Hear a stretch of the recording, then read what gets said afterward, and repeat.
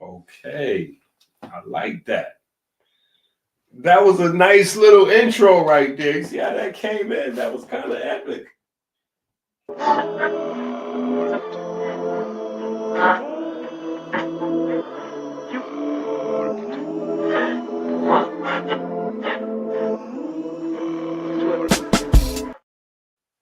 Yeah, that was kind of epic right there. Yeah, I like that. Okay, Lauren in the building. Peace to the legend. Peace to the legend. Y'all notice I still ain't even opened up my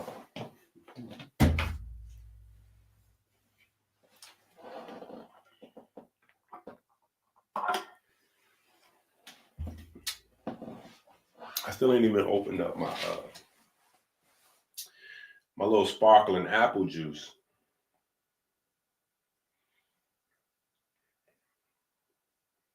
Yeah. I still have not opened up my little sparkling apple juice.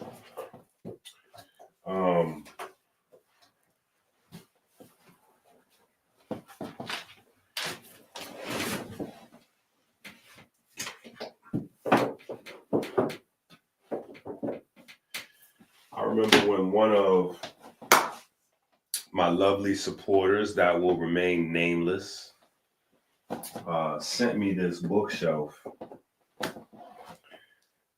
And I was like, yeah, I want to fill it up with all my books.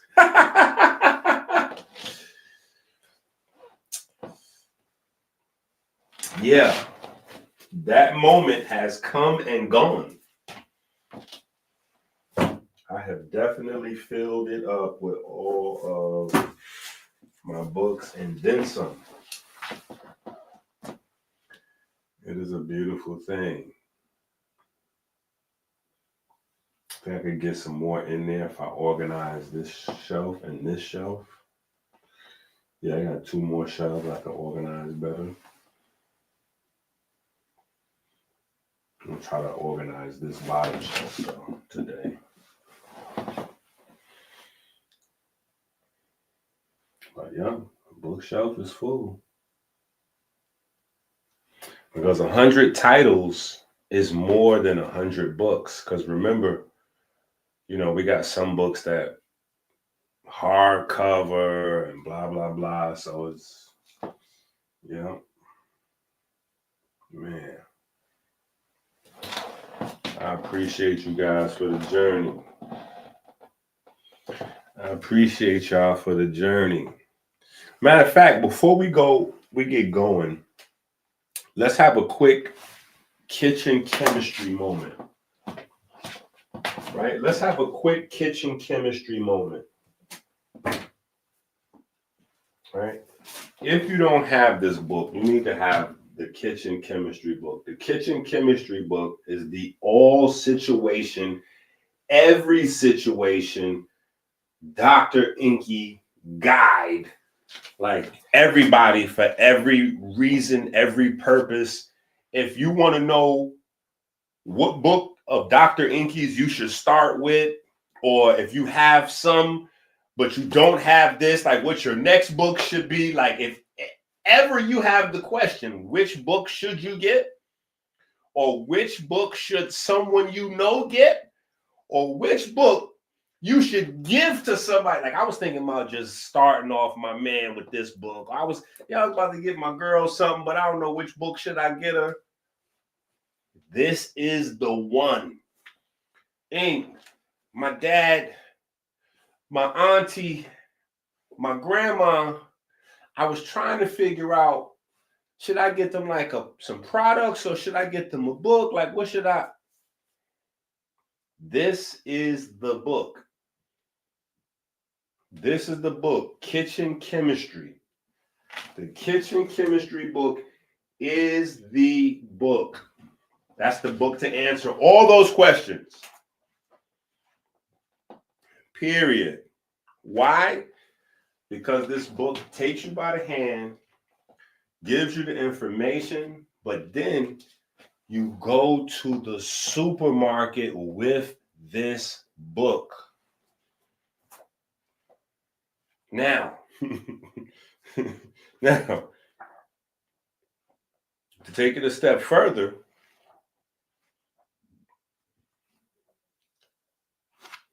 you just have to be clever about what it is that you're doing. So, and we're gonna get into our diabetes conversation. The other day, when I was asking folks what they wanted me to cover, right? Diabetes came up and erectile dysfunction came up. So, diabetes is in the Ebers Papyrus. I was asking folks what they wanted me to cover in the Ebers Papyrus volumes to come, and diabetes came up, and as if we hadn't already covered it enough, right? But diabetes came up, and then erectile dysfunction came up. A couple other things came up, but diabetes is already published. That's already on Amazon in the very last Ebers Papyrus book. I think that's volume 4, maybe. I mean, maybe 3. I think it's maybe volume 3. So that's what we on today, right? And as a part of that conversation, I just wanted to share my experience because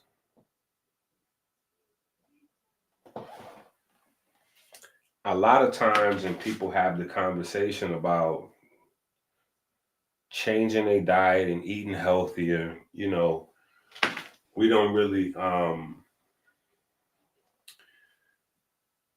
we are a plant-based channel, but we don't promote like vegan, like we're not vegan crazy. Our mantra is pigment and fiber, right? That's what our thing to focus on, get people to focus on eating more pigment and more fiber.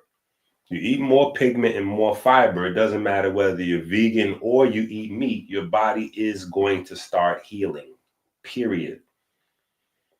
That doesn't matter. And I think a lot of times the debates can be counterproductive. Debates have their good side and they also have their drawbacks, right? So, and it depends on your standpoint. So, if you're somebody that's never heard of a subject before, a debate is awesome for you, right? Because the debate will introduce you into a new subject that you never heard before. And it like it's almost like speed learning, right? But once you get really familiar with the subject, I think debates are kind of like introductory.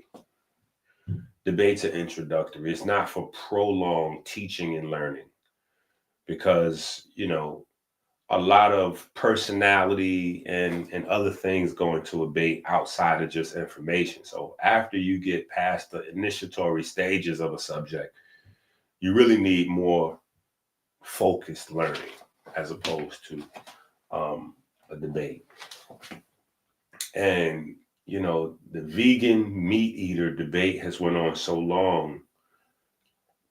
A lot of people get lost in the sauce because mostly new people are attracted, but nobody's really focused on like just in the purest essence, like how can people be their best, right? People have a lot of other things going on. They're trying to represent their brand.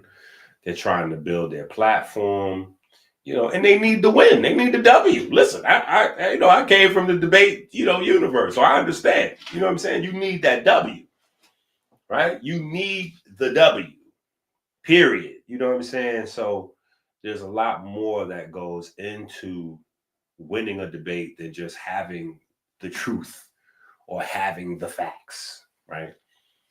Um, and so we,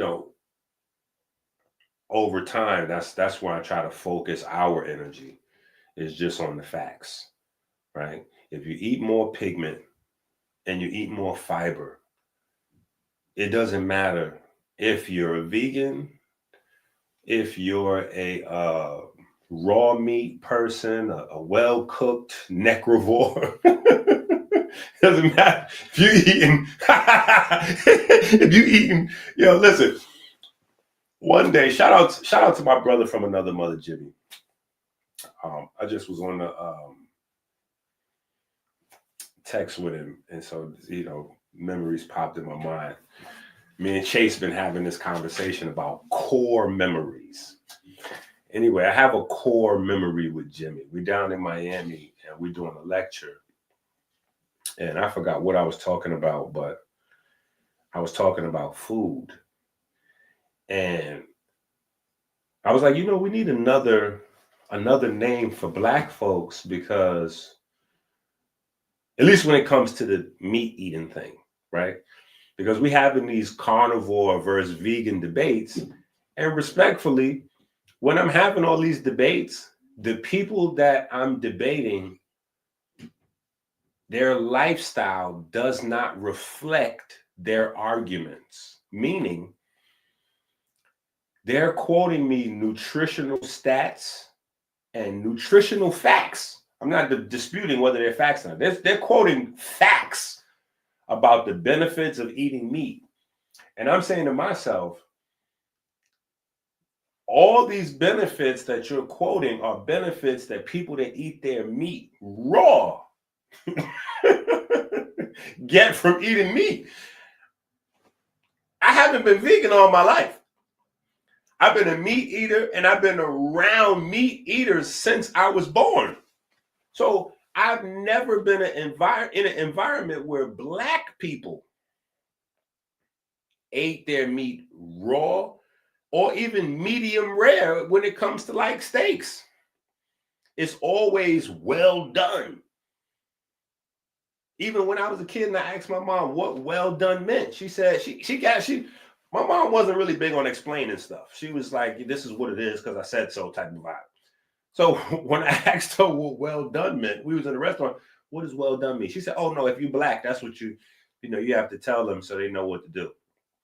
Otherwise, they'll come back with your stuff bloody, because, other people just, they don't really cook their food. So, but Black folks, we cook our food. So you have to tell them well done. I was like, okay. I just picked that up. And everywhere else I went, everybody else, Black folks, well done. Right? I didn't really share time with anybody until I met Brian.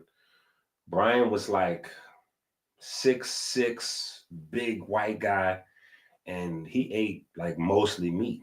And we would go get burgers together, and he would always get his raw or medium rare, light. You know what I'm saying? He would tell the person, like, I want to see the blood running, And then when I would, we would go engage on it. He'd be like, yeah, but look, even if you having a vegan burger, you still got ketchup on yours. Like, what you faking?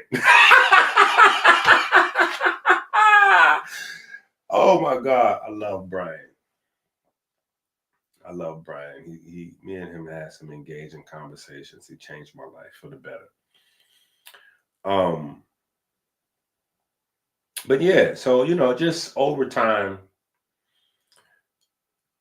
we had to come up with another name. So I said, you know what? Instead of carnivores, we're going to use the term necrovore, right? Because there's a big difference between like well done and all of these statistics. Like these statistics don't really apply. There's heterocycle.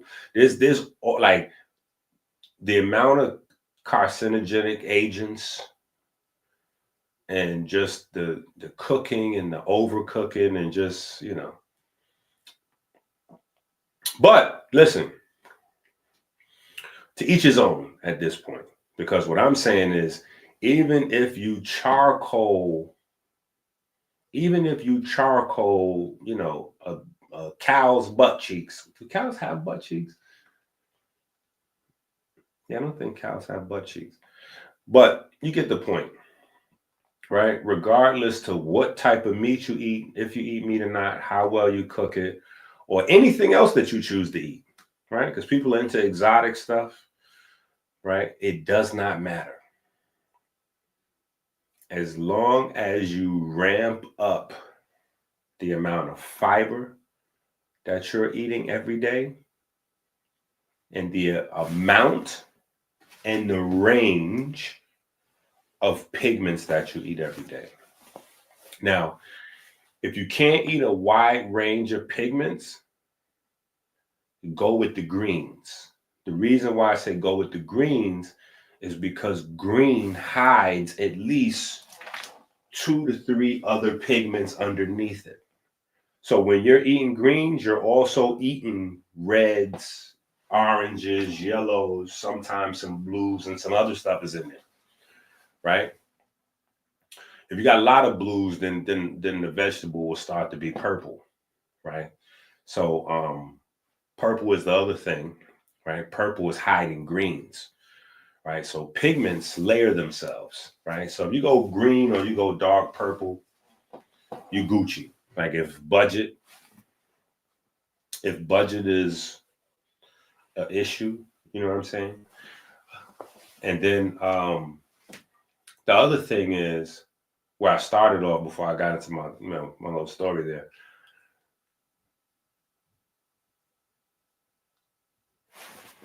I did the same mistake like a lot of people. You start off trying to eat healthier, everything seems more expensive, right?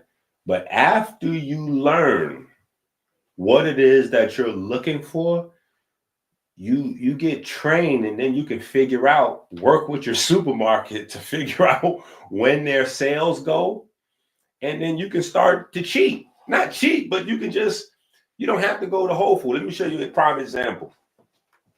I'm gonna show you a prime example. Chase.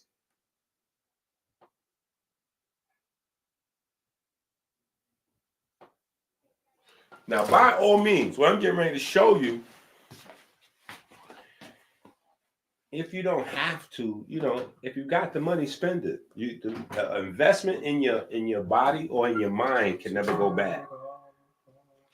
Bring me the super greens, the 50-50, and the sprouts. One of each. One can, like one container? Yeah. All right.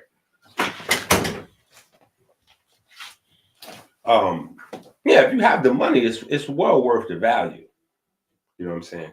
I just personally don't have the money. I need y'all to send some cash apps, some super chats, join the paid Patreon family, hit the website, go to Amazon, like support, and then support again.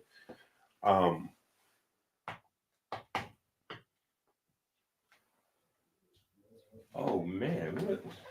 Yeah. On cue. That's what I'm talking about. On cue. But look at this. We appreciate you so much, Peyton. This is exactly what I'm talking about. That was right on time. Look. You see that? Is that blurry on the screen? Right? $1.50. Wild sprouts. Right? $1.50 for sprouts. Chase the fur.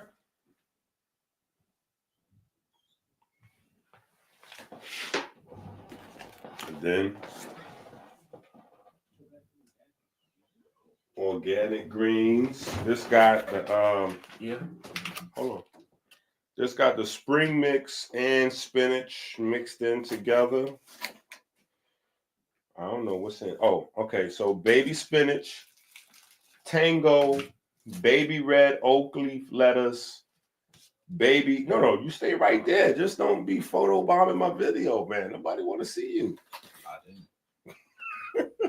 Yo, this guy think, he swear he handsome.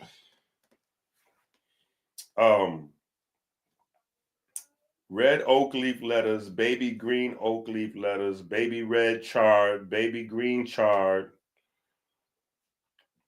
Lola Rosa, arugula, mizuna, baby bok choy, tot soy, green leaf lettuce, red leaf lettuce, right? And then this one, another one, $2.87. Organic Swiss chard arugula. Yeah. I guess this one is very similar to the last one, but this one has less spinach in it.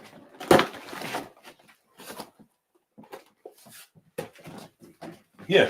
So you just gotta, after you get experience in the supermarkets, you don't need to go to Whole Food and Trader Joe's. Like people keep mentioning Whole Food and Trader Joe's. I honestly do not remember the last time I was in a Whole Food or Trader Joe's. Period. And Whole Food is on Amazon, right? I do not remember the last time I used them. I just wait. You know what I'm saying? I go to the supermarket. I watch the, now I'm like a stalker in the produce section. So the people in the produce section, they know who I am. If I show up in the supermarket by myself, they're like, hey, where your children at? You know what I'm saying? Like they know what it is already. You know what I'm saying? So I'm there when the guy is putting the stickers on when he's putting the sales stickers on the groceries. I'm right there, like, no. Just drop that in my wagon. Just drop that right there in my wagon. Don't put that back on the shelf. Put that right there. So we're not living in reality if we're ignoring that fact. You know what I'm saying? But I just want people to see like Sprouts for $1.50 right at the regular supermarket. See, here's the problem. Let me explain this to y'all too. This might help.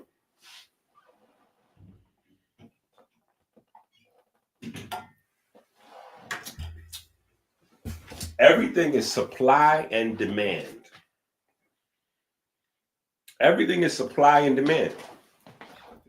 I'm never going to get a Martinelli sparkling apple juice at Whole Foods for $2.40. That's never going to happen. Do you know why? Because every person that's in Whole Foods knows about Martinelli's. So in Whole Foods, Martinelli is a fast-selling brand. In Whole Foods, they probably sell more organic vegetables than regular vegetables. Whole Foods is synonymous with organic vegetables. So the organic, so there's never gonna be a time where the greens are not selling fast enough in Whole Foods to go on clearance. Now, mind you, these are clearance stickers I'm showing you. These are not sales. This is not like the weekly sale where it goes from $4.99 to $4.49 or $3.99. These are clearance. I have the clearance schedule memorized. Period. Right? But clearance is for items that don't sell that fast. Right? Everything has an expiration date. They got to sell them before the expiration date. So when the expiration date even get close, they got to put that thing on clearance. They go from regular price to sale price to clearance price. And I am clearance. Like literally. Shout out to Father Allah and the nation and all that. But yeah, when it comes to the supermarket, I'm clearance. Yeah. I am him. I am clearance. Not Clarence, I'm Clarence. For real. You know what I'm saying? But it's just supply and demand. Because John Q. Public going into the supermarket, they don't really care about greens and this and that and the other. So what I'm trying to tell you is that the truth is the opposite of what most people have been trained to think. You think that in order to get certain type of food, you gotta go to Whole Foods. You gotta go to Trader Joe's. No. When you go there, you're a Mark. You're a Herb. You're a Custy. Like, you know, yeah, the whole play is set for that. Like the whole play is set for that. You know what I'm saying? Their whole marketing scheme, the colors they use, they got like the wooden decoration to make it look like you really at a farm. You know what I'm saying? Like, yeah.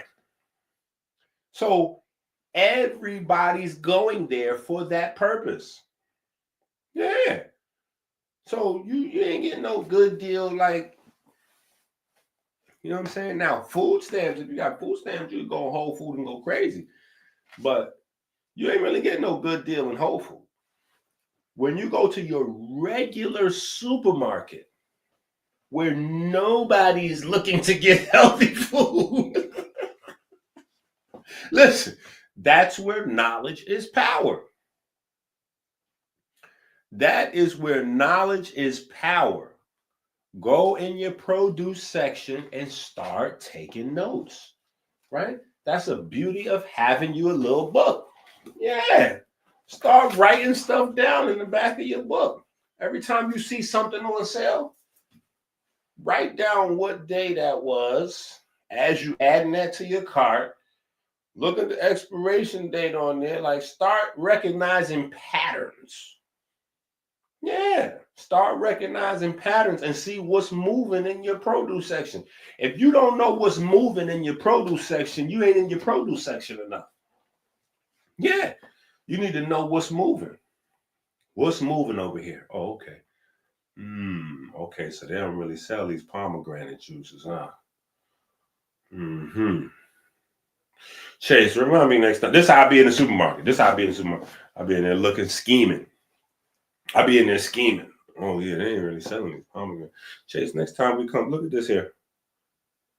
Don't get too crazy now. Just look on the down low. Look at that expiration date. Ain't that next week? Remind me to come back in here on Friday before the weekend crowd. Remind me to come back in here on Friday. Now, you got to take advantage of 9 to 5 shopping. Saturday and Sunday, there's nothing on sale. If it was, the employees, remember, the employees are also shoppers.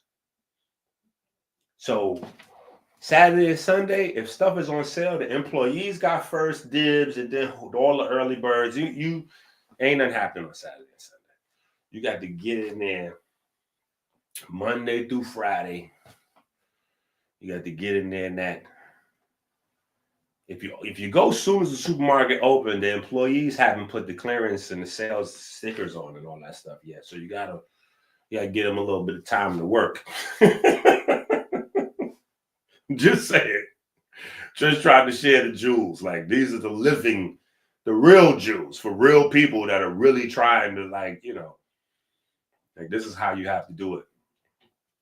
You know what I'm saying? Like, yeah, this is how you got to do it. Period.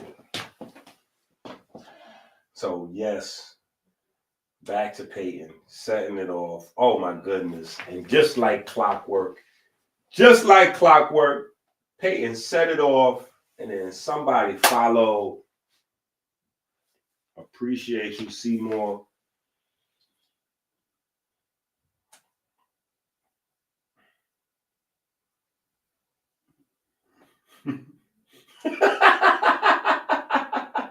Yeah, that's how it go. Pattern. Oh my goodness, you cooking? Pattern recognition. This is the thing. It's one thing to talk about this stuff on YouTube. You know what I'm saying? But like all these things, like pattern recognition, man, we got to get out there in the grocery store. Listen, I don't know how everybody else's household is. I got 5 babies.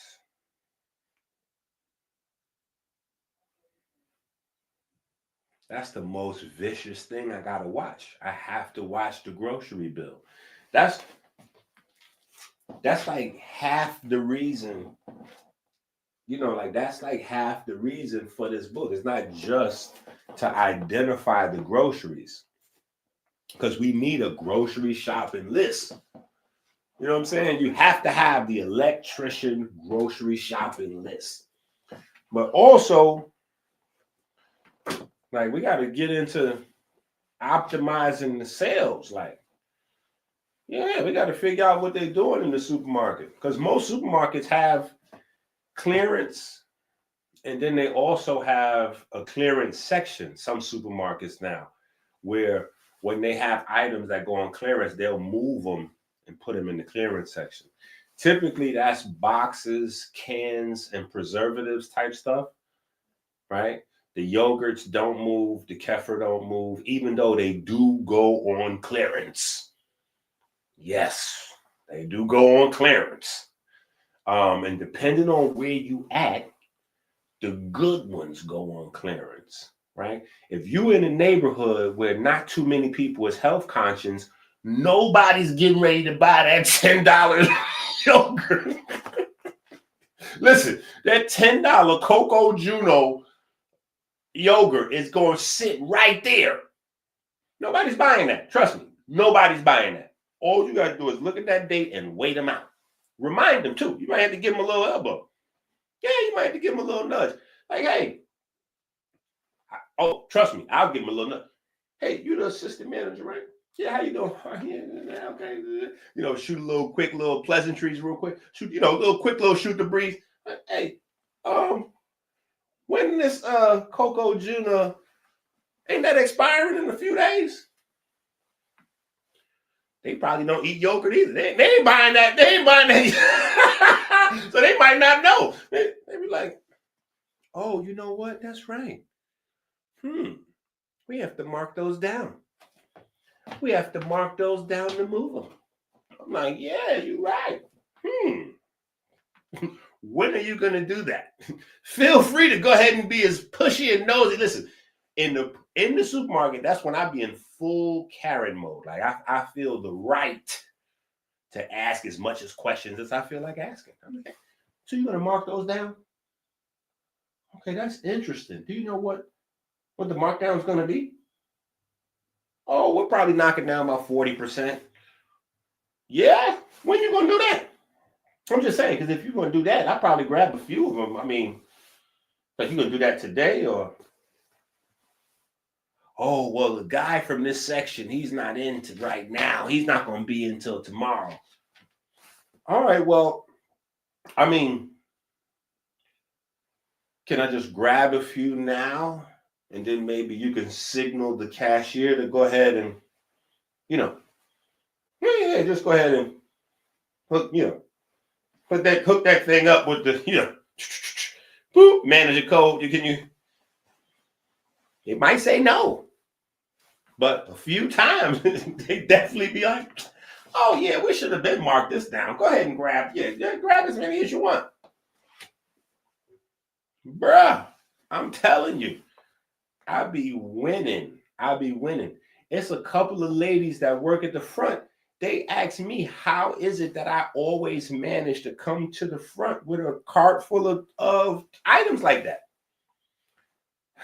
Just tell them.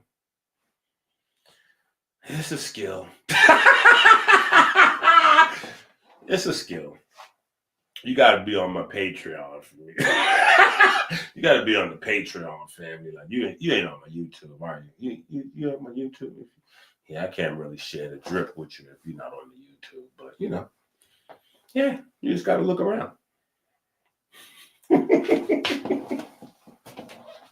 I'm trying to tell you. I be in there. Listen, yeah, you got to go in your supermarket, and you might need one or two. You might need one or two supermarkets. When it's cold outside, you know, we got to consolidate.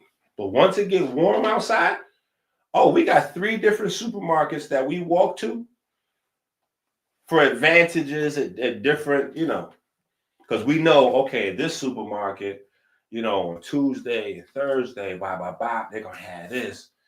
But if we walk up to such and such and we hit day clearance section, we know they're going to have at least 4 or 5 of these and They never have these in this supermarket. And, ooh, What if we walk down? Now it's one that's a little further, like it's a walkity walk. But we got wagons, so we good with the carrying groceries part. It's just a matter of the weather. You know what I'm saying? But I'll make it a trip with the children. We bring the dog, stop at the pet store. There's a pet store on the way. They give away free treats. So we might go in there, buy Ocean some treats. They're going to load us up with as many free treats as we can carry. Yeah. Yeah. So we go stop there. Ocean like it.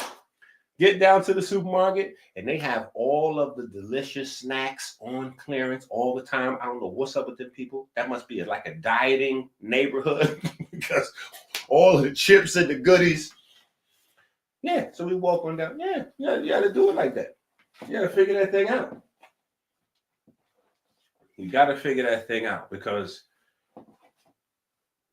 yeah, I might have to add grocery shopping to the beginning of this video so people can find this video, right? We talking about I thought 5 minutes. We've been talking about groceries for 30 minutes.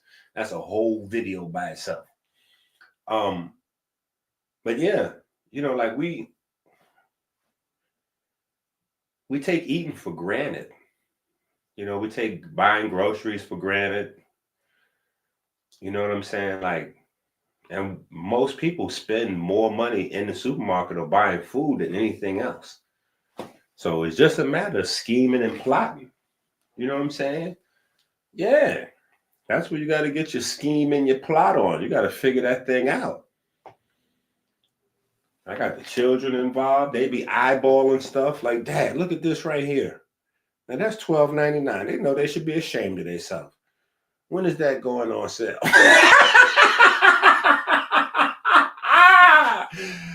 Oh my goodness. Yeah. We be working it. And sometimes you got to just buy whatever you buying, you know what I'm saying? But just being able to know, where to get the best price for the highest quality, that's going to stretch your dollar. And if you're stretching your dollar with your grocery shopping, you're stretching your health because now you can buy more. Now you can buy more. Instead of getting one little box of Sprouts for $5, now you could get 3 boxes. Yeah, now you can get 3 boxes. Instead of going to get 1 box of greens for $7, now you can get 2 boxes, maybe even 3 boxes, depending on what the sales look like. Because sometimes they be $1.57. I'll be in there looking stupid. Sometimes I go to the supermarket and I don't even get the items that I plan on going to the supermarket to get because I don't have no room to carry it. And I'm getting the clearance items for sure. So I would get all the clearance stuff, take that back to the house, and then maybe we got to go back to the supermarket again later on. Yeah, I'm not getting ready to pass up on clearance items for these full price items. No. Don't. The clearance items are not going to sit there. So, yeah, you have to make that judgment play. You got to make that judgment call like, oh, wait a minute. 20 things of salad, 20 things of greens versus getting, no. We're getting these greens and we just going to figure it out. We might just have to eat greens today. Yeah, we might just be eating greens today. That's what it's going to be. Yeah.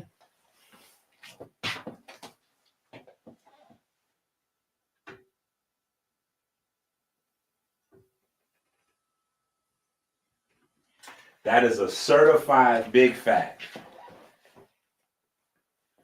That is a certified big fact. We also have done that from time to time.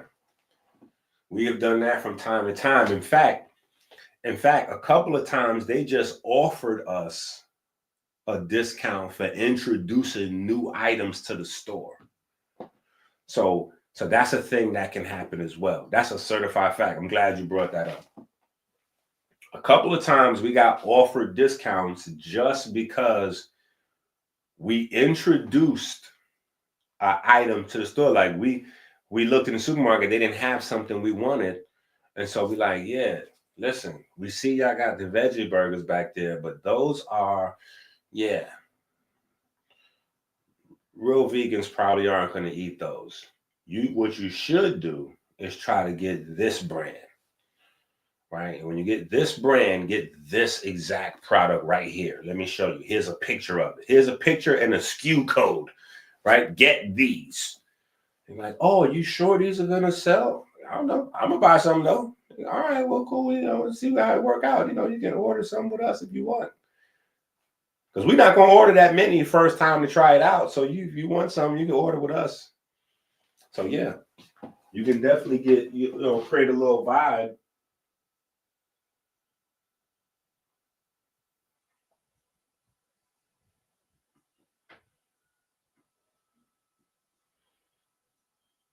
Wait, what?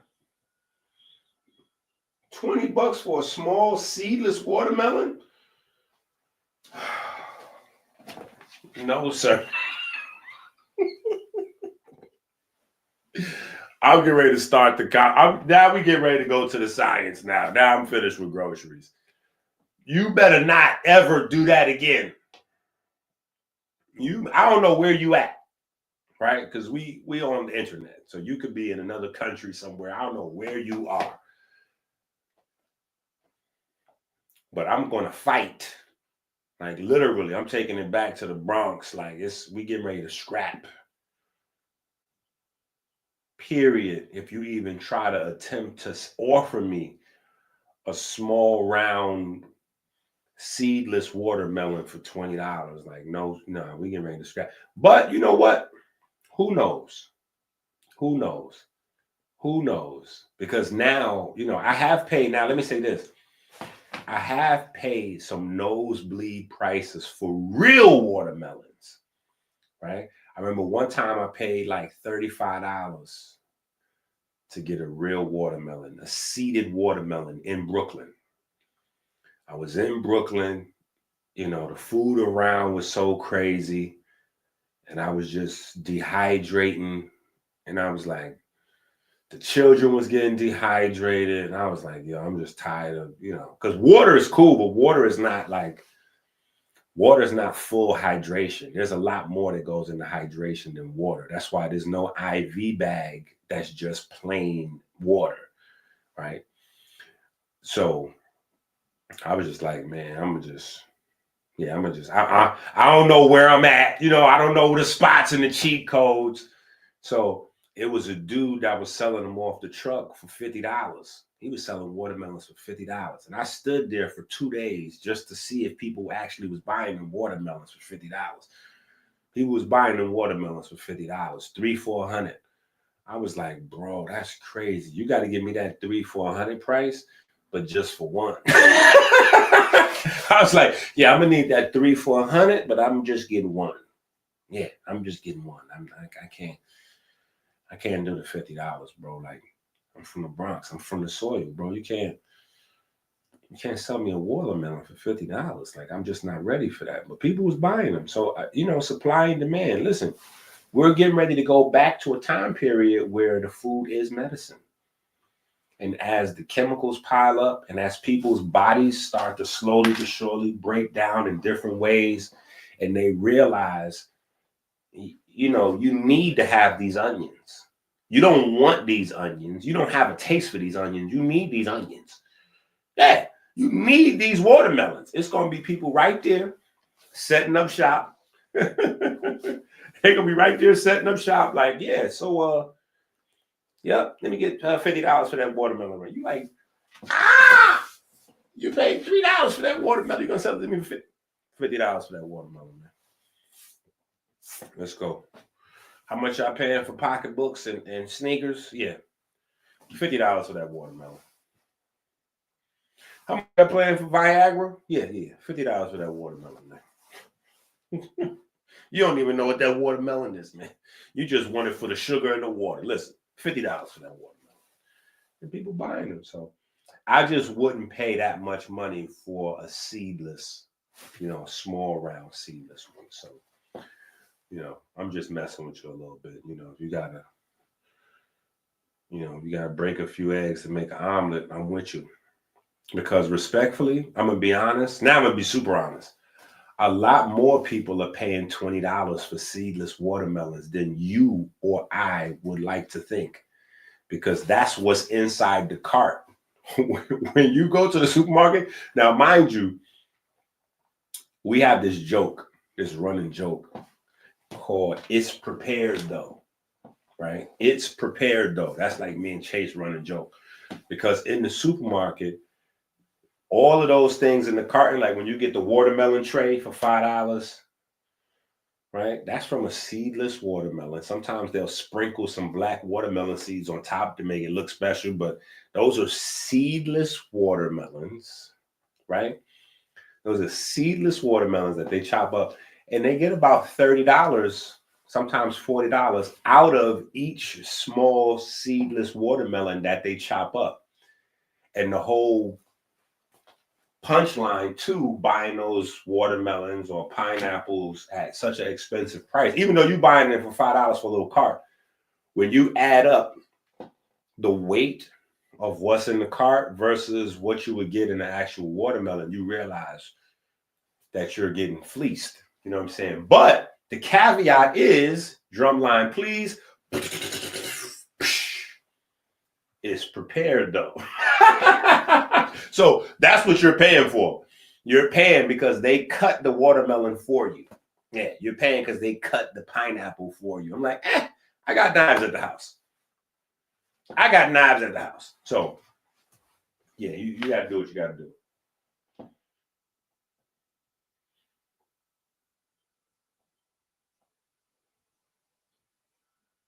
Yeah, you got to do what you got to do. At the end of the day, you know, I don't know what the neighborhood look like, what the shopping look like. Sometimes you might have to bust out a $20 watermelon, I guess. Today's. I mean, listen, people was paying when I was in like grade school. You could get a value meal for like $5, or if you went to a fast food, you know, like Wendy's or one of them, you get a nice burger, not a tacky burger. Like you could get one of the main ones, quarter pounder, Big Mac, or double, triple, whatever. You can get like one of the main ones on the picture, the marquee burgers. You can get a marquee sandwich with fries and a soda for $5. Now that's like $12 to $15 for one person. So if you think about it, you know what I'm saying? If you think about it, you know what I'm saying? And that's at the bottom of the line fast food restaurant. If you go to like a nice little brunch spot or a nice little bar or something, if you go to a nice little spot, a burger, fries, and a soda is easily $25 without a tip. Without a tip. Because they're going to charge you like between $12 and $16 for the sandwich. And then they're going to hit you on the side for another $5 for fries and look at you if you like drink. You know what I'm saying? So if you want to drink or a smoothie with that, that's going to be another $5 to $10. Yeah, so yeah. So yeah. I mean, it's wild out there right now, bro. It's wild out there. That's all I can say. It's wild out there. We got to make judgment calls, sacrifices. That's why, look, I showed you what I showed you, right? Listen, this is how I eat, this is how I live, this is how I take care of my family. I'm giving y'all the super cheat codes. Like, listen, this is how you do it. Okay? We're here to teach the world. We writing the books. I know it's people out there that's buying extra books for family and friends and all that. We're trying to teach people as much as possible, but hey, if y'all not gonna buy these groceries right here, who am I to let all these good clearance price produce items go to waste? Like, that would be a shame. Yeah, that would be a shame. Last week we went in there and they had the big 10-pound organic carrots in there. And some of them was like dark red, getting to the purple color. Oh, woo! That thing was on clearance. I think it was $3. Yep, like $3.49, $3.47 or something crazy like that. And they had the portobellos, and they had the shiitake mushrooms. They had all them joints on sale too. It was crazy. Yeah, so yeah, that was.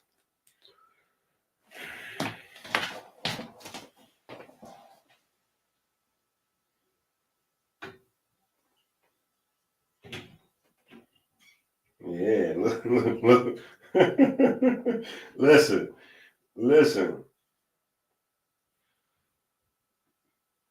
See, you know what I'm talking about. you know what I'm talking about. Yo, let's go. Let's go, man. Let's get this thing going. Shout out to Peyton one more time and Seymour one more time for holding us down. Like, share, super chat, join the family, right? Listen, just in case, because I think people just see this so much that they forget it's there. Right there. Patreon.com/Dr. EnQi. Because somebody was looking for that the other day, and I'm saying to myself, that's right there. Every video. Patreon.com/Dr. EnQi. But yeah, let's get this thing started. Yeah. I gotta flash them joints. Right? I gotta flash them joints. Let's get this thing started.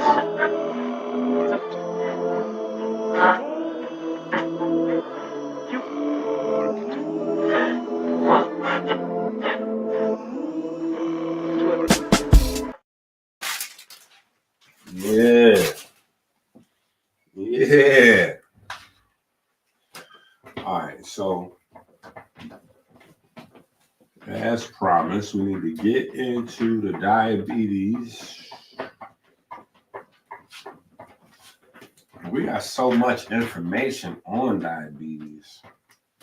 I don't even know where to even start this convo. Yeah, I don't even know where to start this convo. I guess we just start with the Ebers Pappers.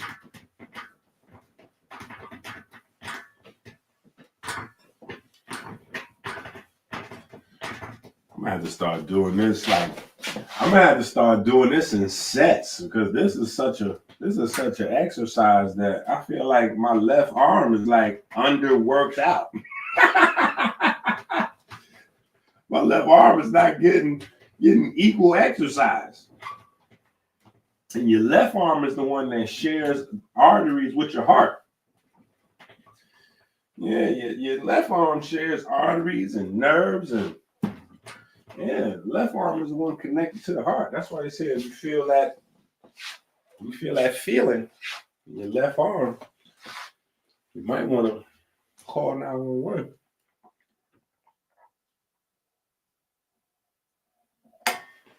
Yeah. You might want to call 911. Ooh, and I got the little grape tomatoes. Oh my goodness. They had this digital coupon on them bad boy. Oh man. Okay.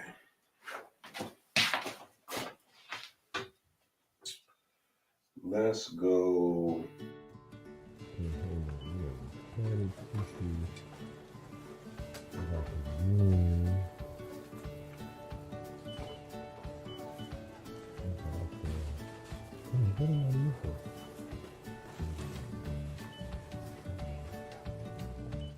Wait, I just noticed. Look. Yo, hold up. That's how you can tell if I'm telling the truth or not. I just noticed. Now, we've been running this little clip for like almost a year now. I just noticed, look, that's the same greens. And if you pay attention, you can see the clearance tag on it.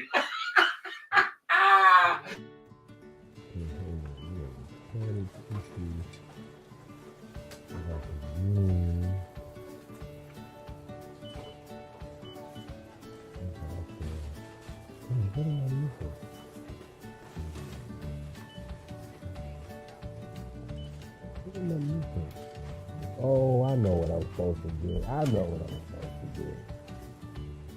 Good, man.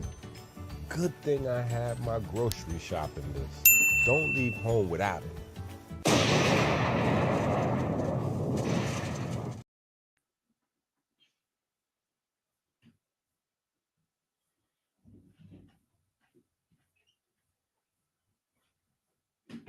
All right, bam.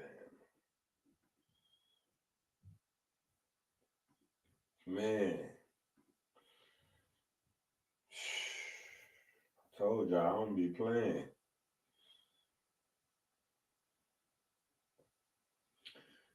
I told y'all I don't be playing. Okay. So let's take a walk through here. Now, here's the thing that I want y'all to understand. Probably haven't said it enough. What did I do with those books? Oh, here they go. I tried my best not to be repetitive in the books. Wherever I can, instead of being repetitive, I'll just tell you to go make sure, if you've been reading, you know the line by now. Please read and or reread such and such and such, right? I'll tell you to go back to another book. So I'm saying that to say,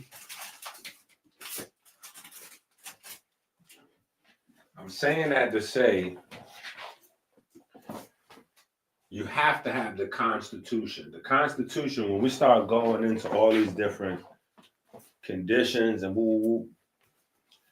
the Ebers Papers is strictly focused on plants, right? Strictly focused on plants. But I mean, we have a multitude of, we got a lot of books that you're going to need, stuff out of. But particularly like the protocol, the Constitution,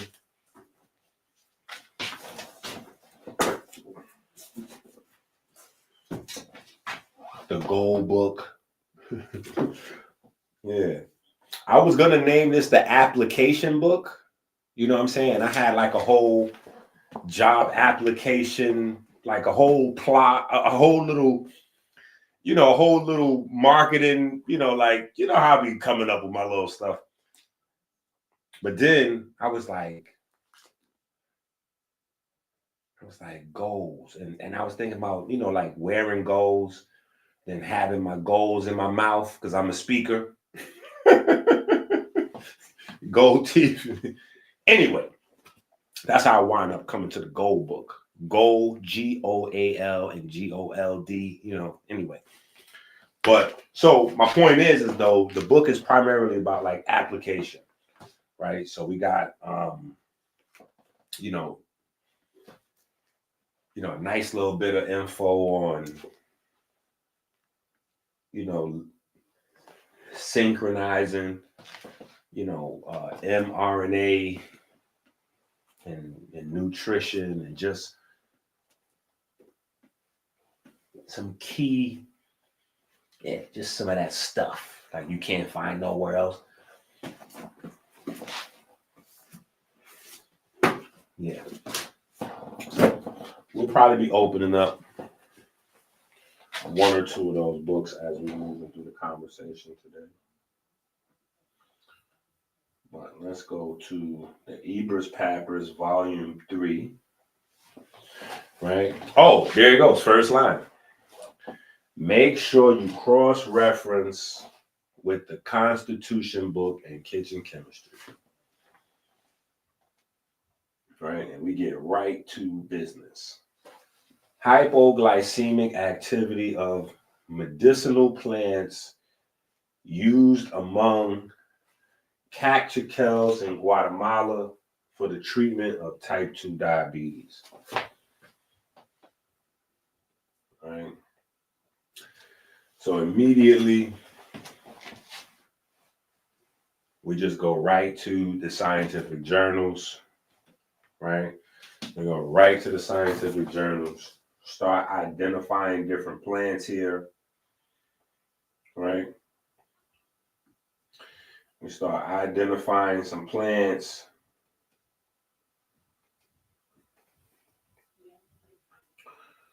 that are used in South America. I thought these right here, I'm not even going to wrestle with these pronunciations. I'm not even wrestling with them pronunciations today, right? But I thought those would be dope. Some South American plants. Like when I was going through the different magazines and the journals, there's a bunch of stuff pop up. And, the focus of the conversation are plants that are native to Africa, India, and Asia, right? From the Ebers papyrus, because the Ebers papyrus, the plants in the Ebers papyrus are not just stuff that was grown in Kemet, right? Again, Farrow and Associates LLC, you know what I'm saying? They ran that thing like a real estate.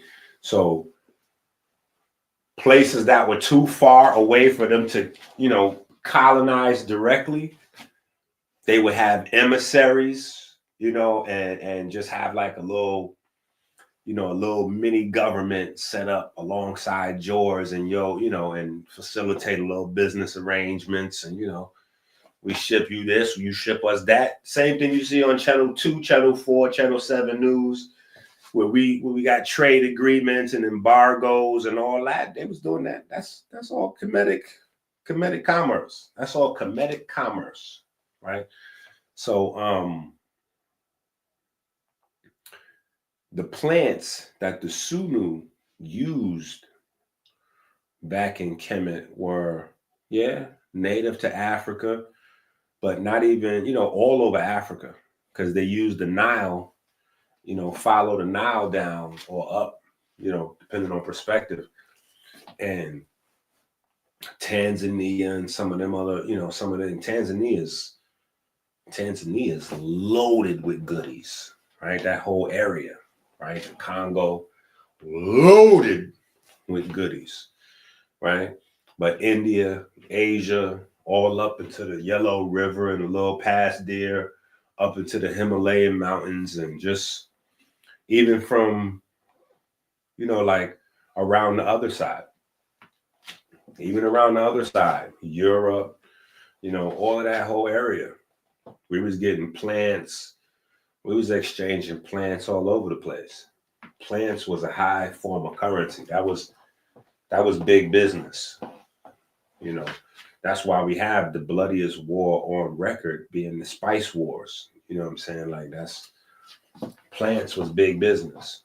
So,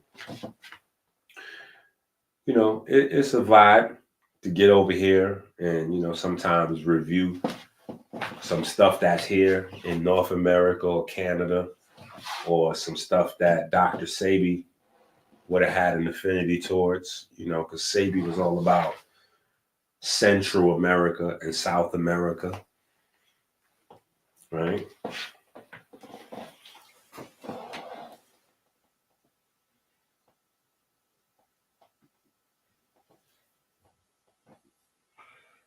Right? But the aim of this present study was to confirm the hypoglycemic effect of the plants under normal conditions.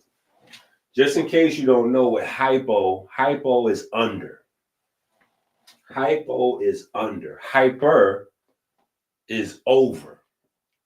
Hypo is under. Hyper is over. So hypoglycemic means to reduce, to lower, to go under the needed amount of sugar, right? So the aim of the study was to confirm the ability of these plants to lower blood sugar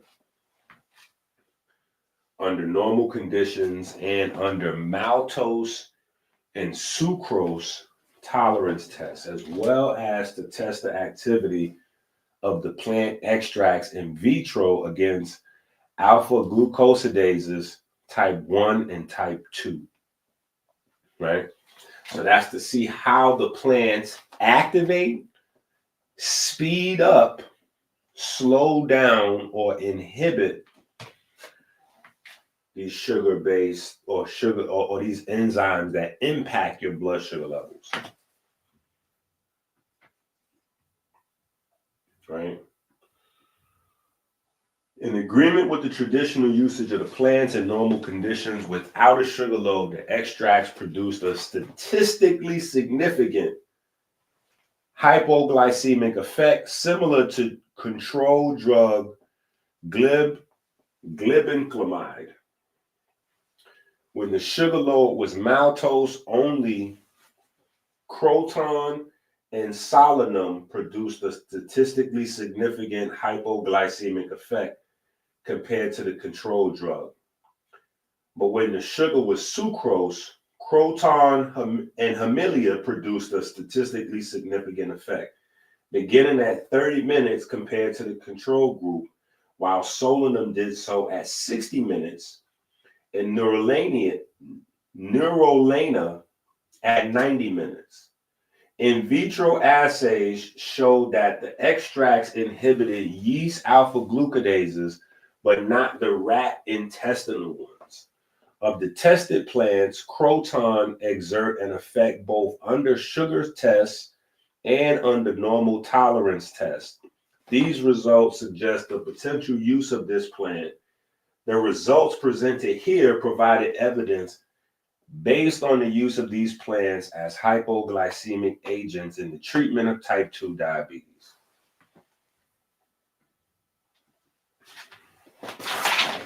Now, again,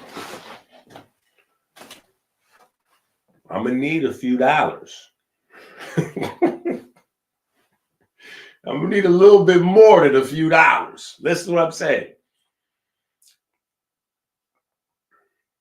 How much money has the purple lilac made for these companies? I wonder if we could look that up. Let's see how much money metformin has made worldwide. Let me see this. How much money has metformin made in the world?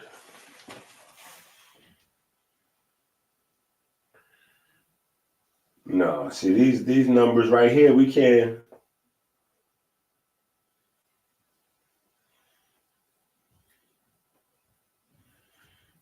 See, we can't really get a good idea what's going on with these numbers. It made $4 billion. Metformin made $4 billion in the US in 2022. $4 billion in the US in 2022. That's not worldwide. And that's only 1 year, right? So it's safe to say that's a $1 trillion drug. Yeah, that's a $1 trillion drug. And if we were to put a 10-year valuation on it, safe to say it's a $250 million drug. Yeah. Because you got to not only think it's the drug and then it's the business of the drug. So it's not just the sales of the drug, but people get paid to prescribe it. People get paid to check people out for it, right? People are getting paid to package it, to ship it. There's a lot of business that goes on around the drug. So it's not just the sales of the drug item itself.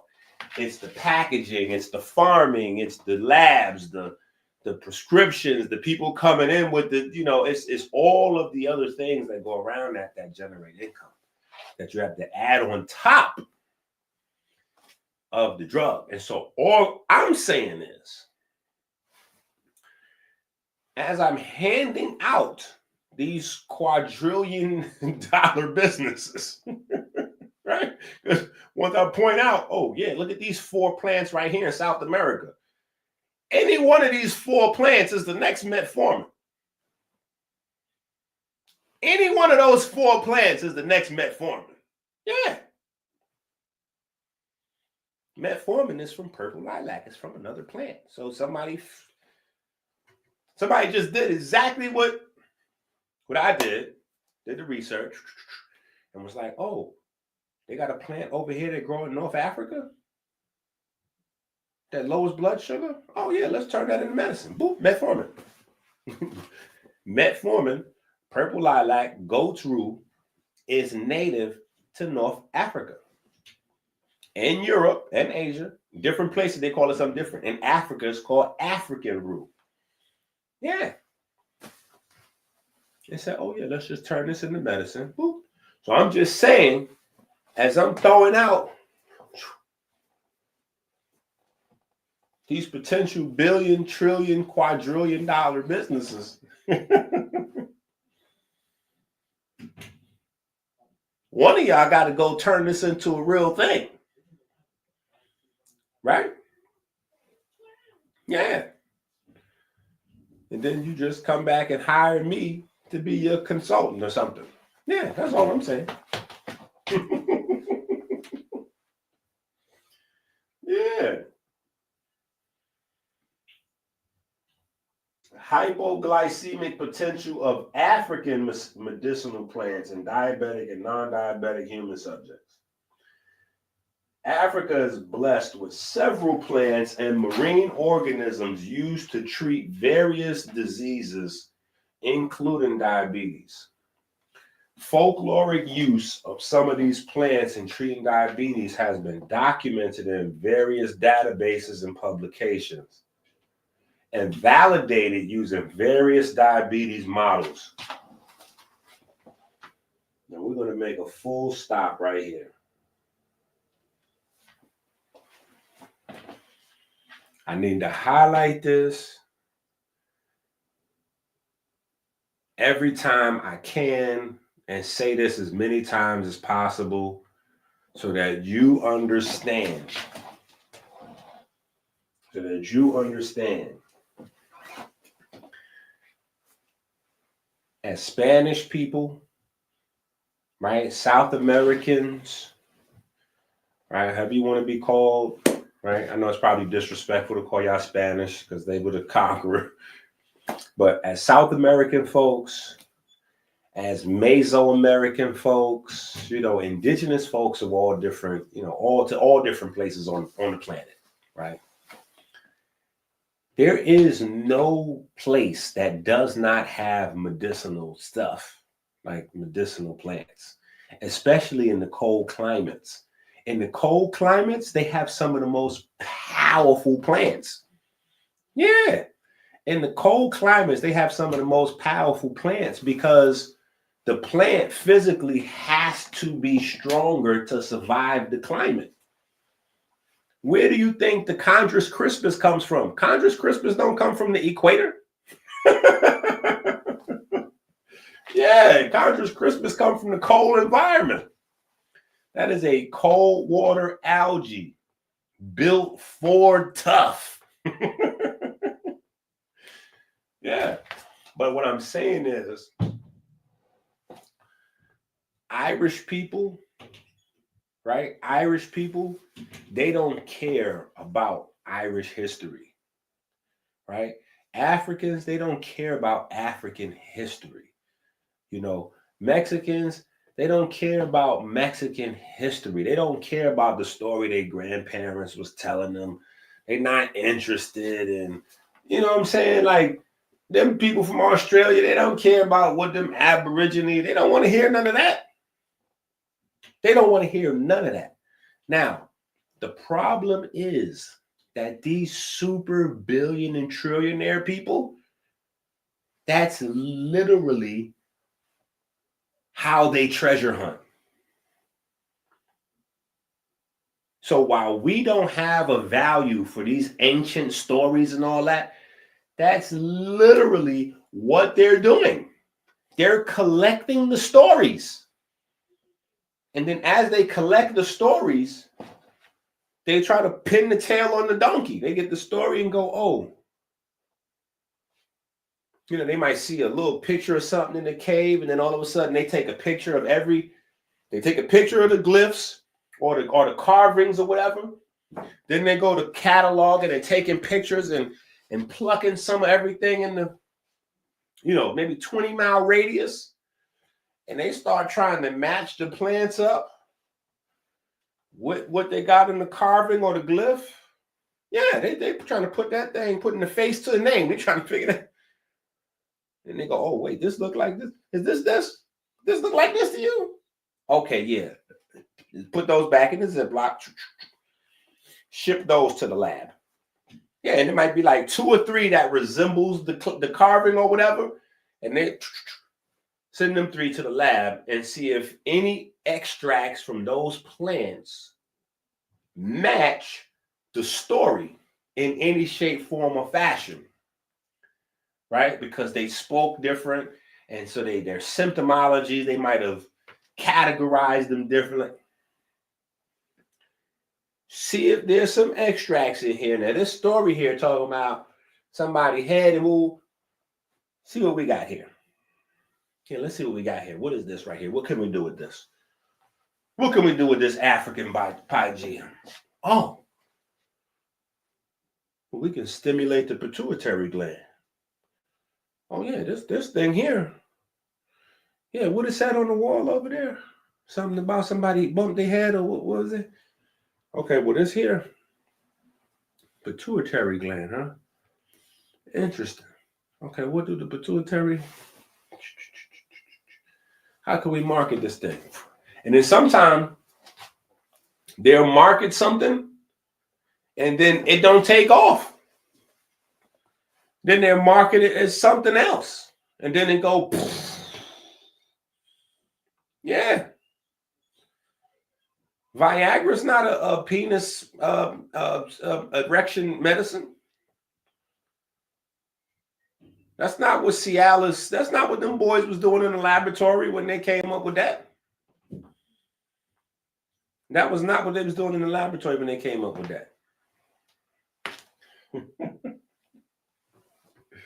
Yeah. They wasn't doing that with that. You'd be surprised. They was working on lung and eye medicine. Yeah. What does your lungs and your eyes have in common with erectile dysfunction?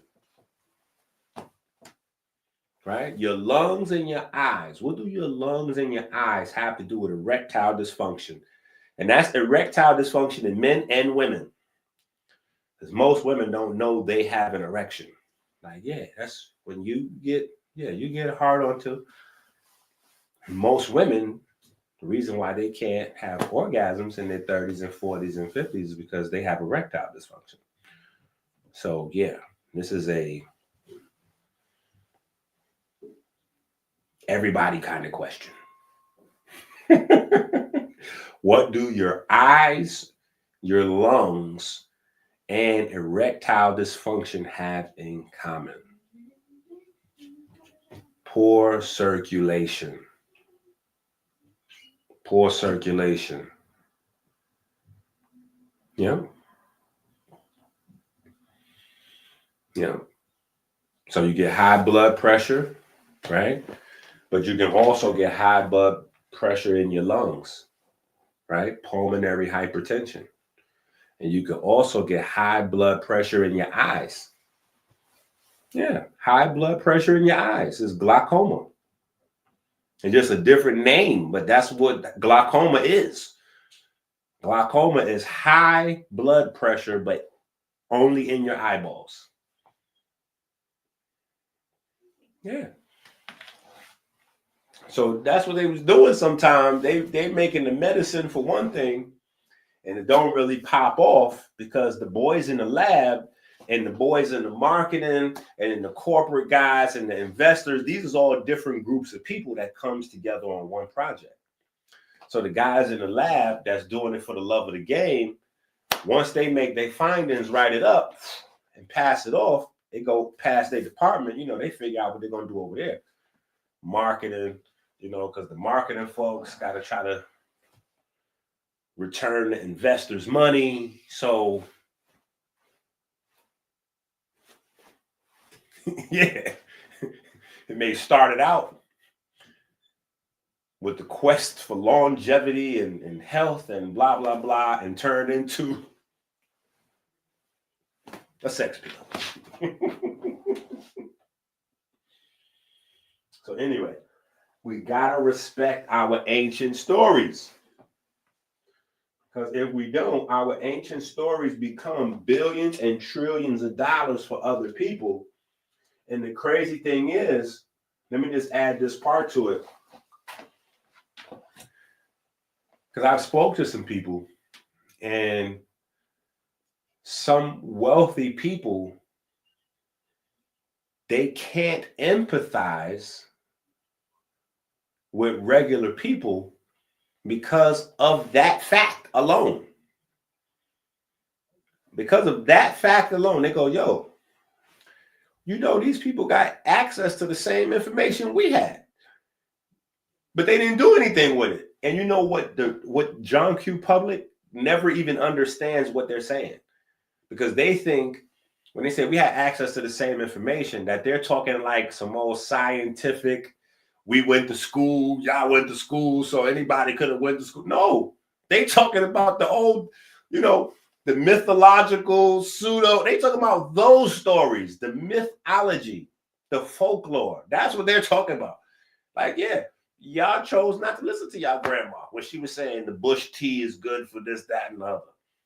We chose to go out there and cut those bushes down and rent out a clinical laboratory, hire us a scientist, take them, put them in the lab, and break that thing down and find every extract and alkaloid and saponin and terpene, you know, like every compound in there, separate them bad boys, get us some animals, right? We got us some monkeys and some rabbits and some rats. And we start, you know, testing, you know, we found a few things, we packaged them, and here we are. But it started with somebody's mythology. So like, hey, anybody can believe in it. How much do you really believe in your ancestors, I guess, right? Just saying. So, you know, this just happens to be an article where they go ahead and put that in there for you. The folkloric use of some of these plants in treating diabetes has been documented in various databases and publications and validated using various diabetes models. However, most of the investigations on African medicinal plants as anti-diabetic agents are not taken beyond proof of concept stage. Besides, limited number of clinical trials were conducted to validate the efficacy in humans, and the few available clinical studies have not been critically reviewed. Therefore, this review is intended to document the anti-diabetic potential of African medicinal plants investigated in human subjects, as well as their safety implications. Relevant articles were harvested from the major scientific databases. According to the present search, 18 African medicinal plants and one herbal formulation were the only plants investigated for anti-diabetic activity in humans. The plants showed no noticeable toxicity throughout the study period. Interestingly, all the 18 plant species were traditionally used to treat diabetes in various parts of Africa. Despite variations in the study period and the dosages used, Laportia,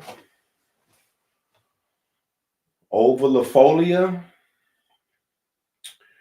urticacea, Momordica charantia. Now, most of y'all should know what this is right here. Right? Don't y'all know what that is? Who know what that is? Come on now, don't Google search it. Don't search it. Don't search it. Y'all should just know what that is off rip. Y'all should know what that is off rip. Right? These plants were the most effective as they reduced fasting blood glucose by more than 50% after 10 days and 4 weeks treatment periods, respectively. The available information revealed that African medicinal plants, especially ovalifolia and bitter melon, should be subject to phase 3 clinical trial aimed at getting the natural product-based anti-diabetic drugs from Africa.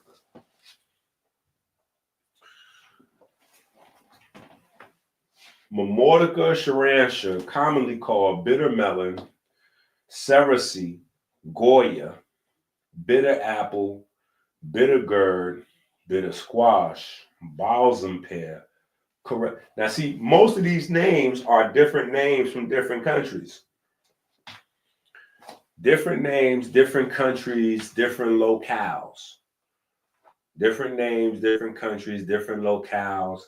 A lot of times, let me say this too, because this will show up sometimes in the research, right? Sometimes this happens in the research. And this is why it's good to kind of, I don't know, I guess I'm biased because I'm getting ready to say this is why it's good to follow, to study with us. This is why it's good to buy our books, right? But if you go through the Ebers papers, as you're going through, one of the things that I'm trying to do in that series of books is highlight the plants that are missing, from the Ebers papers original, but also to demonstrate the beauty in what was called the Nile theory, right? The Nile theory was how they basically discarded and violated Kemetic medicine, right? So those folks that was around back in the days when I had this book out, right? The Medical Papyrus. This was my first journey. This was my first try anyway. See the book? I started the book off with the glyphs. This is at least 15 or more years ago. Probably this is closer to 20 years. This is closer to 20 years.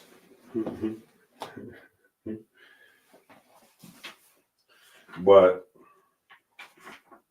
yeah, I was trying to represent for the Sunu back then.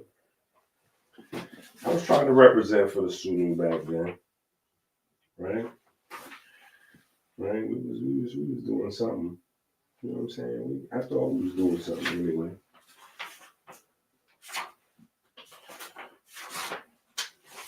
But the Nile theory is how they violated and discarded what we had going on back then. This is how they simplified. This is the oversimplification of the Metu system and what we had going on back then. And a lot of what I'm trying to do now is show in the holistic, because one of the ideas of holistic thinking is that instead of separating the body into so many different, tissue, gland, organ, system, this system and that, like just to notice the holistic nature of the body and of symptoms. Which is why, whether you're talking about a medicine or a herb, it's never just one thing that happens in your body from it, because the body is all interdependent systems at best, or in the least, right?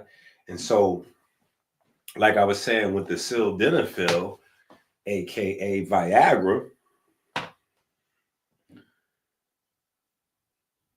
when you're opening up circulation in your private areas, you're also opening up circulation in your lungs, certain areas of your brain, right? It's a vasodilator.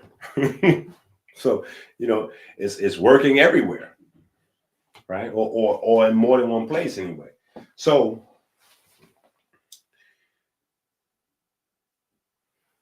when people are creating, folklore about their local plants from their country or city or wherever the case may be, they may have a plant, like you see how, like for instance, with the bitter melon, it got a whole bunch of different names. Most of those names come from different places. In different places, they may have chronicled, they may have recorded or reported different effects of the plant. And so they may have bitter melon in one place for lowering blood sugar, right? For treating diabetes or whatever the case may be. And they may not even classify diabetes the way we do in terms of blood sugar, because back in the days they wasn't doing it. Like, they was classifying diabetes by urine, right? They was looking at diabetes as a disease of the bladder and kidney in the urinary system, because whether it's type 1, type 2, type 12, you got to do a lot of pee-pee, right? And your urine smells different than regular people.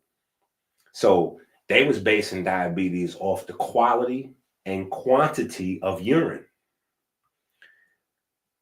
You know what I'm saying? So it just, when you don't have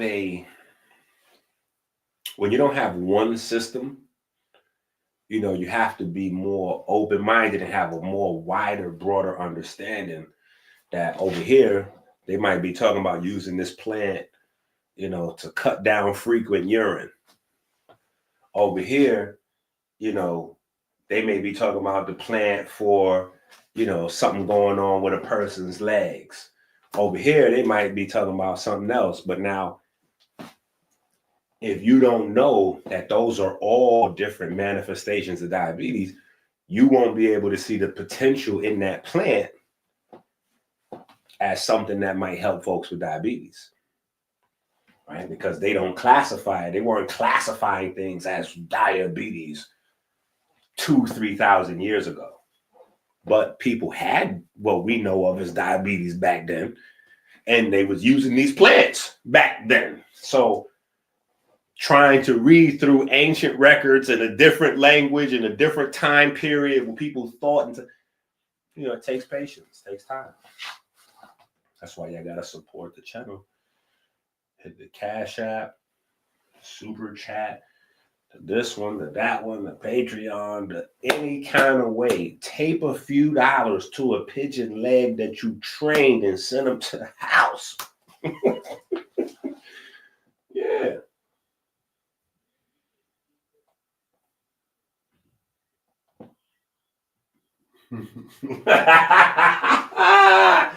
Yo, Freddie, you wouldn't say that.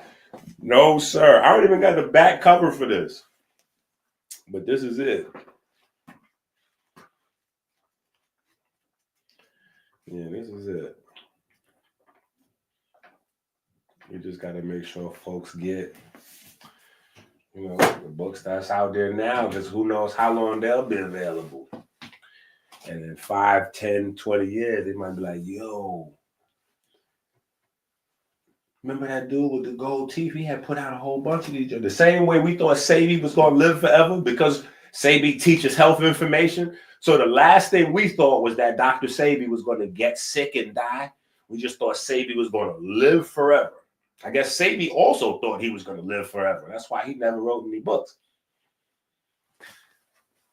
It's not something that we can escape, right? Dr. Africa got sick and died. You know what I'm saying? Like, yeah.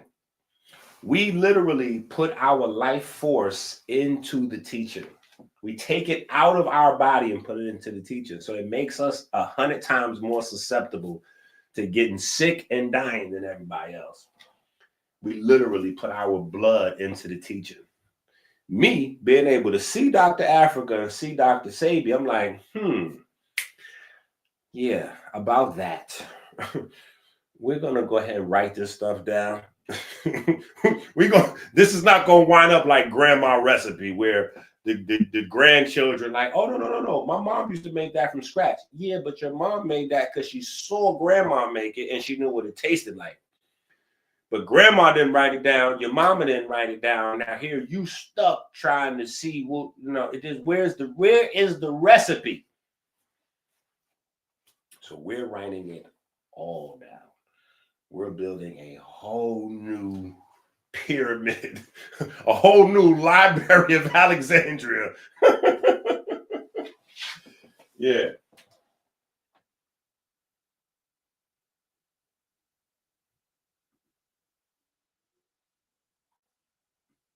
The mug with the straw. I may have to work on that. The Dr. EnQi drip. The mug and the straw come from different places. I put that together out of necessity. That's a vibe, though. See, I got to get with my man Second Ezra. Second Ezra might be able to put that together. Or maybe somebody, I don't know, somebody we might have to. Second Ezra was doing some merchandising. But I don't know, life might have caught up to him. I got to hit him up. That might be a good idea right there. That might be a good idea right there.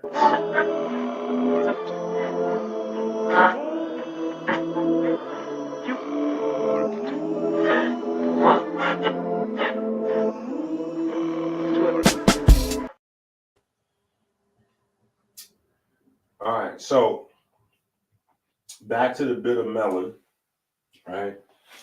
Bitter melon is a tropical and subtropical vine of the family Cucurbitaceae. Kurt Cobain. Cucurbitaceae, widely grown in Asia, Africa, and the Caribbean for its edible fruit. Its main varieties differ substantially in the shape and bitterness of the fruit. Fiber. This is where you cross-reference volume 2, right? We went through a whole fiber. We went through a whole fiber vibe. I said viber. We had a whole conversation, right? Although we can add macadamia nuts are an ideal food for those with diabetes or raised blood glucose levels eaten on their own. They are a delicious, low GI snack packed with healthy unsaturated fats. They're also a perfect companion food to help lower the glycemic index of carbohydrate-containing meals and snacks. All right. So far, though, we have I think we have 6 plants in this section in the book. So we kind of jumping through here, but we have about 6 herbs so far in the diabetes section here, right? Bay leaves.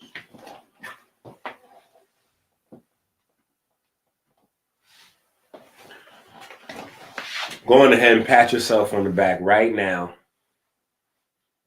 If you got bay leaves in your kitchen right now, but you've probably been drowning your bay leaves in your spaghetti sauce. It's all right. It's all right. A lot of us been using the bay leaves to season up tomato sauce. That's what I saw my mama doing. I saw my mama doing it. Right? I never thought in my mind that I could just actually get me some bay leaves and eat them. I never thought that I could just eat me some bay leaves, right? Drop a handful of bay leaves in the smoothie, right? Let's just have the bay leaves, right? When you're doing your juicing, right? Why aren't we juicing with this, right? Go ahead and feel free and slap. Feel free to slap the next person who tell you they got a healing juicing, they got the healing juice recipe, and they tell you things like celery, apple, beets, you know. Yo, I ain't gonna even call the brother name out. Oh my goodness. Because he's not alone. And I know he just an herbal salesman. I know he just trying to, sell. He's just trying to sell.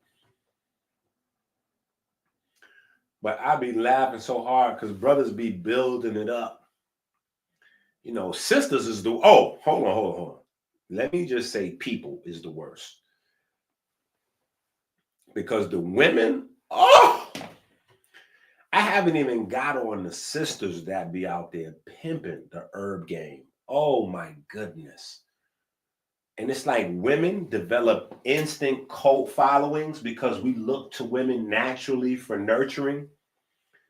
So I'm talking about, TikTok, forget about it. It's crazy on TikTok. People just putting anything on there as a master secret. Like, bruh, celeries, apples, and beets is not like a secret juice recipe. Like that's that's the standard. That's the standard, right? When you start adding in some of these plants here that you can't pronounce, then you get to say you got the secret sauce, right? Then you get to say you got the secret sauce. When you start adding in some of these plants that you can't pronounce, or when you learn the unpronounceable names of herbs that you can pronounce, right? Like you might know about bitter melon from Facebook or Instagram or one of these. But when you learn other names and you learn more about it, and you sneak that up in the juice, oh yeah, you got to sneak that up in the juice because bitter melon is called bitter for a reason. Whew! You got to sneak that up in the juice. Period. You got to just put a little piece too because you might not have enough fruit to cover up the taste of that. You might think like, oh yeah, I'm gonna throw one bit of melon in there and I'm gonna hide that behind these, I'm gonna put 2 pounds of berries in there and some apple this and throw some bananas and this. You ain't gonna have enough to overwhelm the taste of that bitter melon. So, but yeah, bay leaves, good old fashioned bay leaves. We didn't overlook bay leaves for years. Come on now. We didn't overlook bay leaves for years. Bay leaves is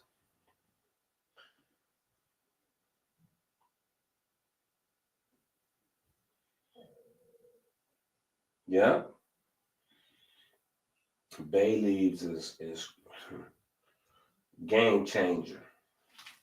And the old folks, grandma and them, they told us about bay leaves. But we just see putting in our spaghetti sauce, grind it up, put it on the garlic bread. We didn't really know what we were supposed to be doing with them bay leaves.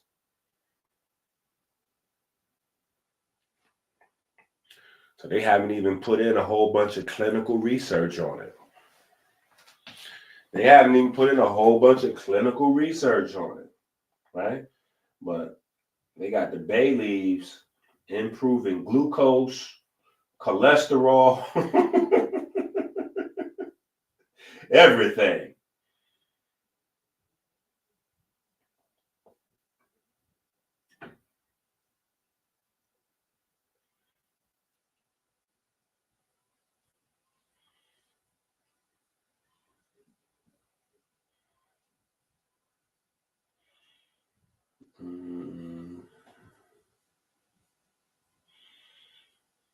And that's in most people's kitchen right now.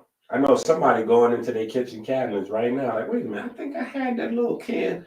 Do I got bay? Babe, go in the kitchen and see if we got them bay leaves in it.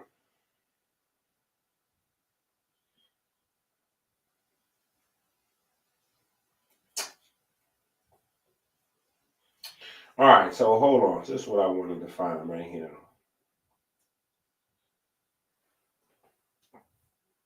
Now look at this list of stuff right here. You can make you a whole new little grocery list right there. You can make you a whole little grocery list right there. The EnQi didn't give us the cheat codes. Yes, he did. That's the cheat codes right there. That's it right there. That's the Ozempic. That's the Ozempic foods right there. The GLP-1 agonist, Ozempic. Everybody is on the Ozempic drug to lose weight. That's regular. That's not even like, that's the GLP-1 agonist is everywhere. That's not even like one of them crazy herbs you can't pronounce and find out in the jungle of, that's everywhere. Wheat bread. Wheat bread. Who knew it? Wheat bread.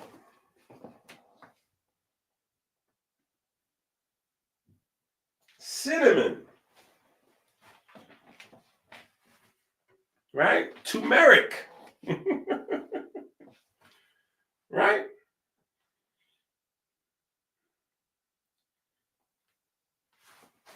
Regular black tea. Right? And what's the magic? How does the magic happen? Well, most of the magic happens because of our microbiome. Right? So most of the magic happens because of our microbiome. So our microbiome is in there digesting stuff after we digest it. Or, secondary, tertiary, quaternary digestion, right? We got the, stomach, duodenum, and then after that, you got different groups of bacteria, that works. And then it's like, it's levels to it because you got enzymes, insert here, right? So you have bacteria that may not touch it at this stage of digestion, but once these enzymes transform it, then there's another group of bacteria that may touch it here, right? And when they eat it, they're going to break it down, and right? So short chain fatty acids, right? Short chain fatty acids, that's where the magic is happening.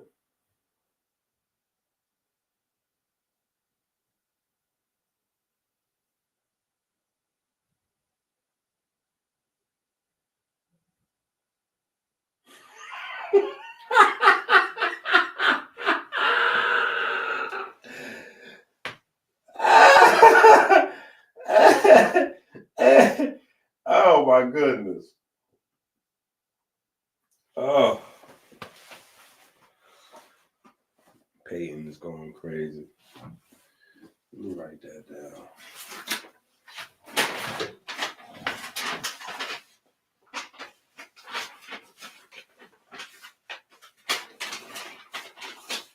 Let me write that down.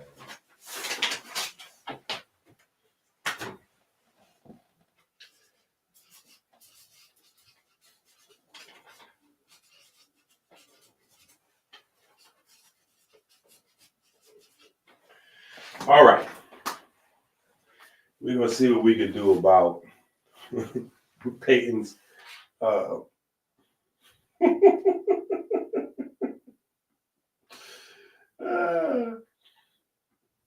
right? The gut microbiota produces various metabolites such as SCFA, short chain fatty acids, secondary bile acids, and LPS, which regulate enteroendocrine cells and hormone secretion. These metabolites can be categorized into three main types: those directly derived from food components, like short chain fatty acids, those modified by gut microbes, such as secondary bile acids, and those synthesized by microbes like LPS. GLP-1 is secreted by gut endocrine cells in response to food intake and functions as an incretin hormone, enhancing glucose-dependent insulin secretion. Discovery of a bacterial peptide as a modulator of GLP-1 in metabolic disease. Abstract. Early work in rodents highlighted the gut microbiota's importance in metabolic disease, including type 2 diabetes and obesity. Glucagon-like peptide 1, an incretin secreted by L cells lining the gastrointestinal epithelium, has important functions, promoting insulin secretion, insulin sensitivity, and beta cell mass, while inhibiting gastric emptying and appetite. All right, so that's the cheat code right there. That's pretty much the whole mechanism to the weight loss, if anybody's wondering, right? It's improving your ability to metabolize sugar, which eventually leads to metabolizing fat, while also slowing down your appetite, right? So you focus more on burning the sugar and the fat that you have stored as opposed to, munching. We set out to identify microbial strains with GLP-1 stimulatory activity as potential metabolic disease therapeutics. Over 1,500 human-derived strains were isolated from healthy individuals and screened for GLP-1 modulation by incubating bacterial cell-free supernatants with NCI H716L cells. Approximately 45 strains capable of increasing GLP-1 were discovered. All GLP-1 positive strains were identified as Staphylococcus epidermis by 165R RNA sequencing. Mass spectrometry analysis identified a 3K. Okay, we're getting a little crazy here.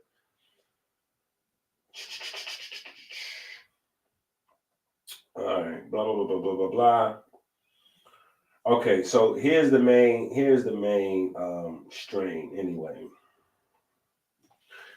S. epidermis significantly reduced markers associated with obesity and type 2 diabetes. Further characterization suggests GLP-1 stimulatory action occurs via calcium signaling. Okay, so this was another thing that was important here. Right? This is another thing that's important here because, again, remember I was saying the simplification of the body and how all the systems work together and how one thing is doing this, that, and other. We've had a couple of conversations out of the Ebers Papyrus now, and if you notice, right, we've had the conversation about congestive heart failure, right, where one of the main causes is calcification of the arteries and the veins, right? And so you have to have the MGP to neutralize or buttress the BMP, bone morphogenic protein, number 2, right? That basically signals for calcium to be, to basically go into the soft tissue, right? But then we talked about the calcium signaling in dandruff and dementia for control of blood flow to the brain, right? Now here we go again, calcium signaling regarding the microbiome. We had a conversation a while ago where we were talking just like about the beta cells when we were doing the when we were going through the algorithm book, right? And we were talking about the calcium being the signal in the beta cells, right? For insulin and GABA production, right? The GABA goes along with insulin, not just like neurotransmitter, but GABA has other jobs, right? So, you know, when you see calcium signaling, oh, always, you know, like highlight in the back of your mind, oh, okay, I see you. I see you right there. And then we read the article about the electrocalcium coupling, right? So now you know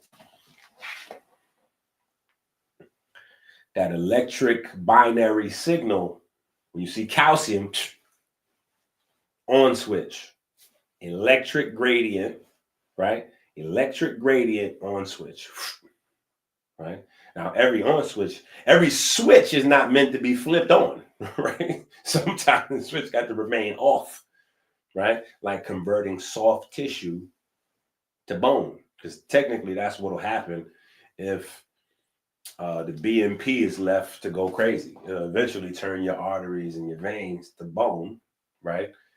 And right, you know how the prayer goes.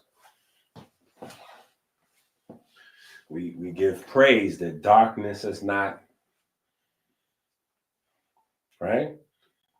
Turned our arteries to stone, right? That's what's happening with calcification, right? All right. Correlation between gut microbiota and GLP-1 in patients with gestational diabetes, right? Gestational diabetes is becoming more and more of a thing, in case you don't know, right? So, for those that don't know, gestational diabetes has been around pretty much as long as type 1 and type 2. Gestational diabetes is pregnancy diabetes, right? And so the old school way of handling gestational diabetes was pretty much to just rub mom on the back and tell her, don't worry about it. Literally, that's what nurses and doctors, that used to be the protocol. Oh, this is gestational diabetes. Don't worry about this. This is going to go away after the pregnancy. Yeah, this is going to go away after the pregnancy and then you'll be fine. Yeah, this is going to go away after the pregnancy and you'll be fine. Yeah. Oh, there you go. I feel like I got taller a little bit, but I think what happened was somebody had bumped the camera. I feel a little taller, you know what I'm saying? But in reality, I think somebody had bumped the camera, and so yeah, you can't really see my shoe hat, right? But doctors and nurses used to just tell women, you know, don't worry about the gestational diabetes, right? You'll be fine. You know, soon as the pregnancy is over, you know, it's not going to affect the baby. Don't worry about that. Once the pregnancy is over, your blood sugar will normalize. Don't worry about that. This is just what happens sometime. You know, when you get pregnant, sometimes your blood pressure can go high or sometimes your sugar can go up. But, you know, it's just gestational diabetes. And so over time, what began to happen was, yeah, some women, you know, they were getting angry because you know, there was a time, and for many people, it's still that time where we thought like the doctors knew everything. You know what I'm saying? And there was one time where I thought that doctors presenting themselves as if they know everything was like a big conspiracy. It's not. It's more about calming the patient. If you present yourself, because the opposite of presenting yourself like you know everything is like you don't know anything. And people in dire straits want to kind of believe that you know more about their body than they do, right? So you can't present yourself like too humble, too curious. You gotta present yourself like you know what you're talking about. So, everything has its pluses, it's its drawbacks, and.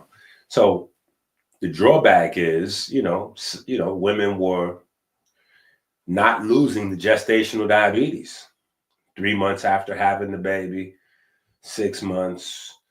So they start, like some of the herbalists do. If the herbs don't work, they blame you. Doctors do the same thing. Like, well, did you breastfeed? I mean, did you breastfeed? Were you active? Because if you weren't breastfeeding and you weren't active, the gestational diabetes probably did go away.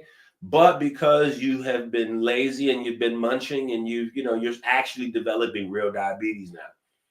And just over time, the numbers don't lie. Men lie, women lie, numbers don't. So they've noticed that gestational diabetes is like, it's sticking, right? It's sticking.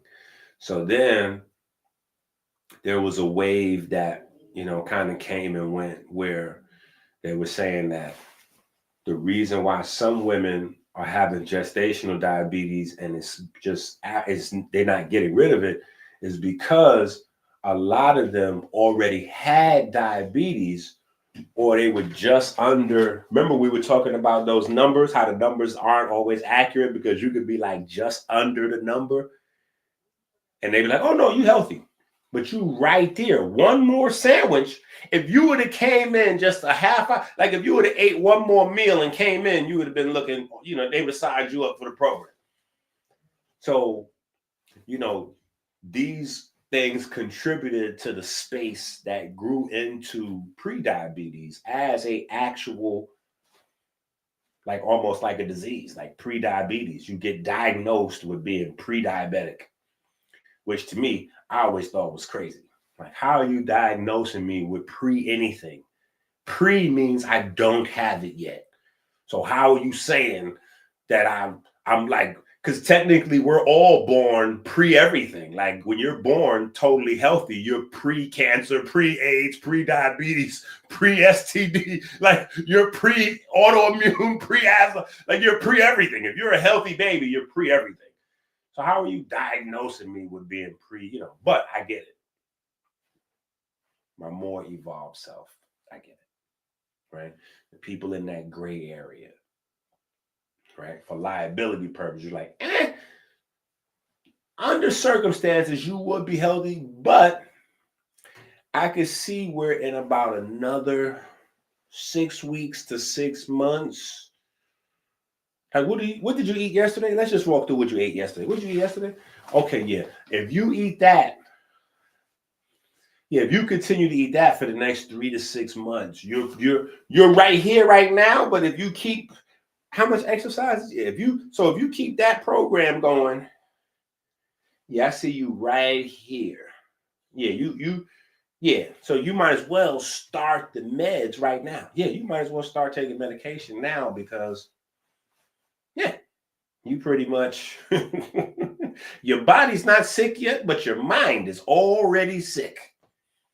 Your mind is already sick. You have already adopted all of the habits and patterns of a person that has this. So you don't have that yet, but it's coming. So you might as well start learning this because the people that have this, they take this. And we schedule them into, we might as well get you in the mix. You might as well learn what an A1C is. Learn how to check it. Yeah, prick your finger here. Just use this. It's easier. Yeah, you might as well learn all this stuff because this is the world that you're going to be in. Because you eat this, you active. You know your activity level is here. Your calories are here. Your sugars here. Your proteins here. Like, yeah, you're going to be right there. So, gestational diabetes has become more and more of a serious thing over time. And then the secret of all secrets of all forms of diabetes is this: all roads lead to Wakanda. I want y'all to say that with me. All roads lead to Wakanda.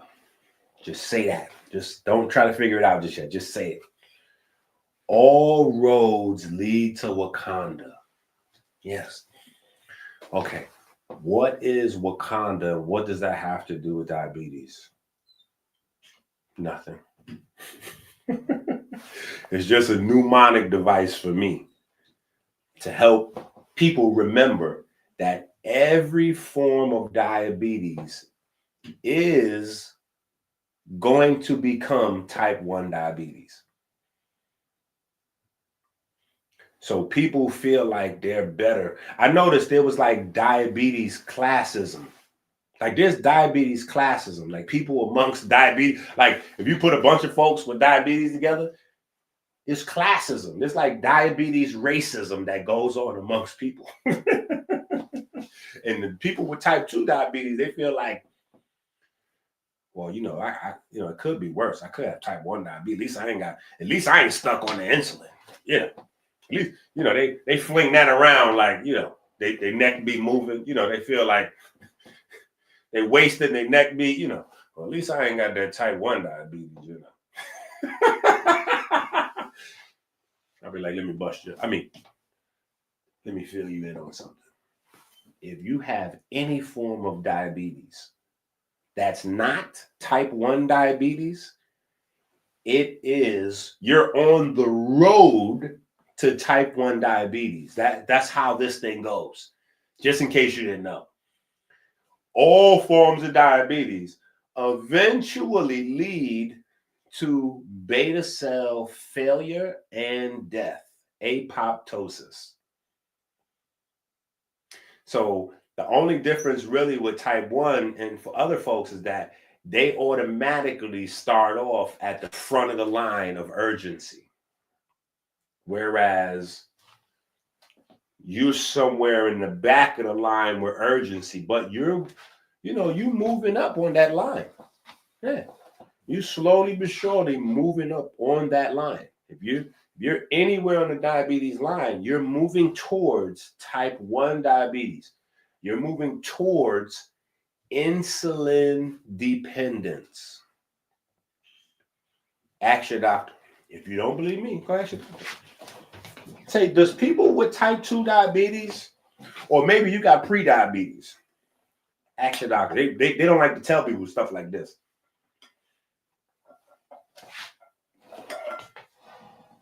Go ask your doctor.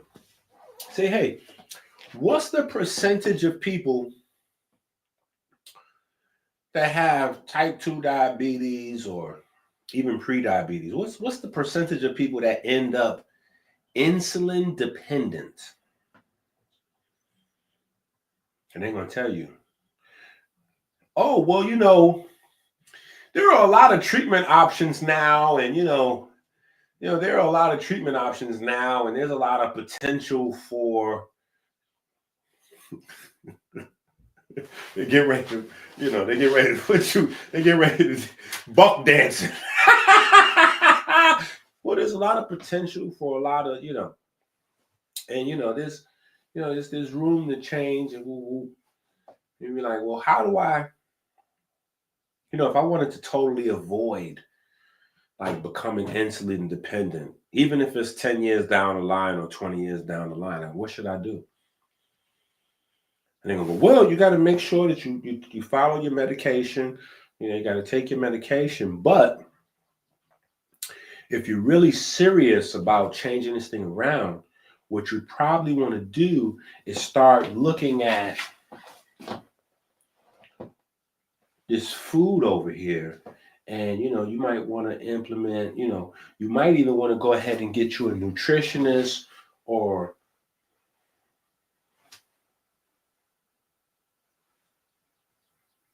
just like we saw the neurosurgeon the other night, and I was gently discouraged from that sort of behavior.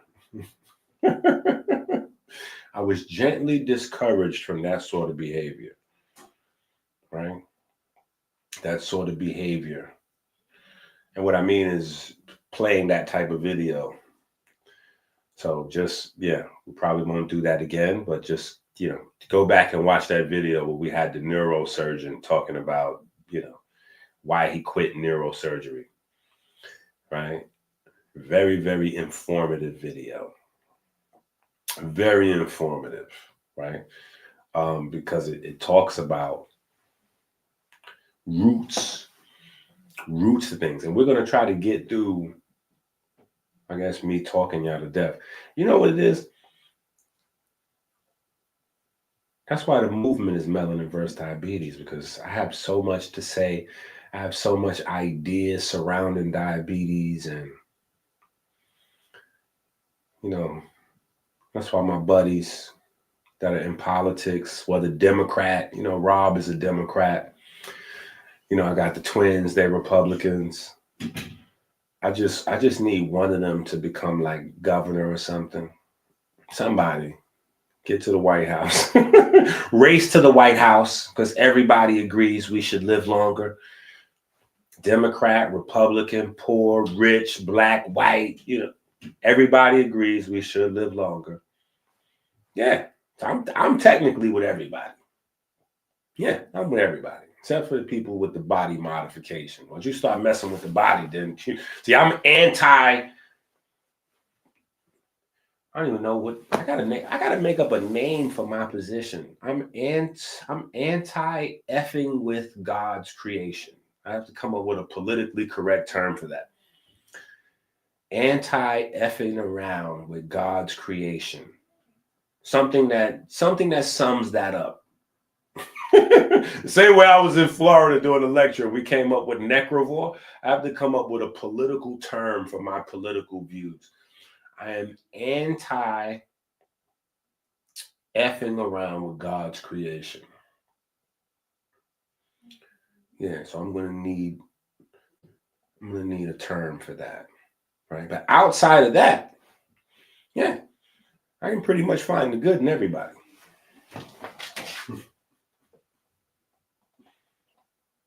Yeah, I can pretty much find the good in everybody.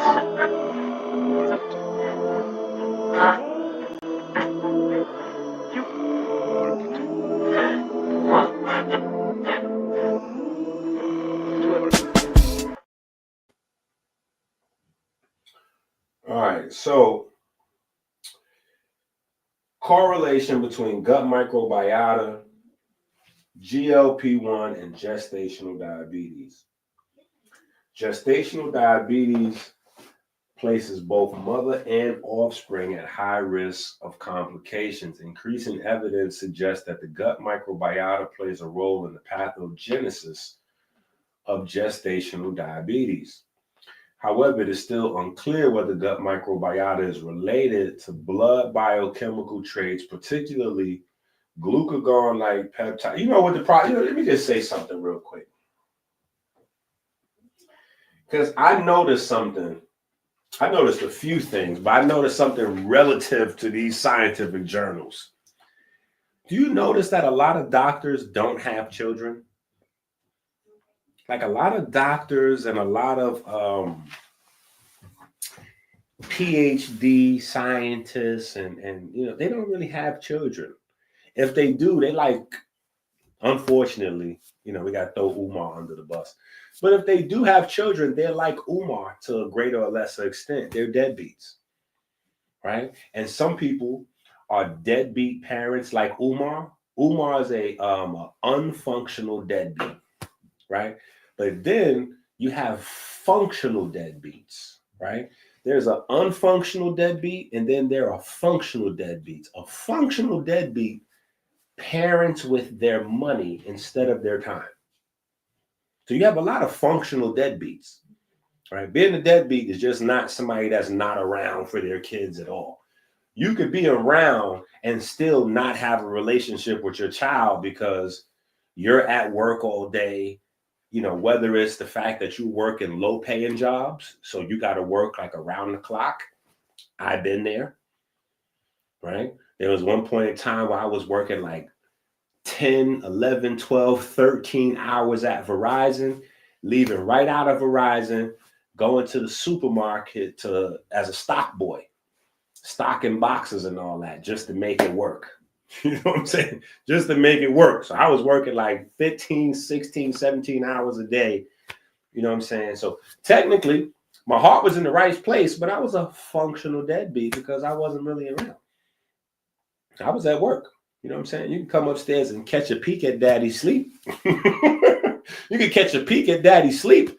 Or you can hear me grumble in the shower or try to get a kiss from you on your way out the door to go to school or something. But yeah, I'm not around. We're not shooting hoops, and I'm not coming to your science fair and helping you with homework. I'm at work. I'm trying to get you an outfit and a sandwich. I'm working on outfit, sandwich. When you flip them lights to do your homework, did the lights come on? That light that was shining down on you, that was daddy right there. Yeah, was it cold outside when you was outside? Yeah, it was cold outside. Was it cold inside? No, it was warm inside. Okay. You see, daddy was there. Listen, a lot of times when we're telling that to the children, we're really saying that out loud so we can hear it, right? Because we know we're not doing what we're supposed to do as parents. We know kids don't care about that. They care about time, right? So, but sometimes it's the best we can do. We got to do what we got to do, right? We got to do what we have to do until we can do better, right? So, but there's a lot of people that have a lot of money and they got big Fortune 500 companies or whatever the case may be. They run in those companies. And so, they have their children in the best school, the best after school, they pay the best money for them to get the best team, whatever they want to do for hobby, they might even have tutors at the house or sitters or whatever the case may be, but the parents are never around. The parents are just paying for things, right? So, we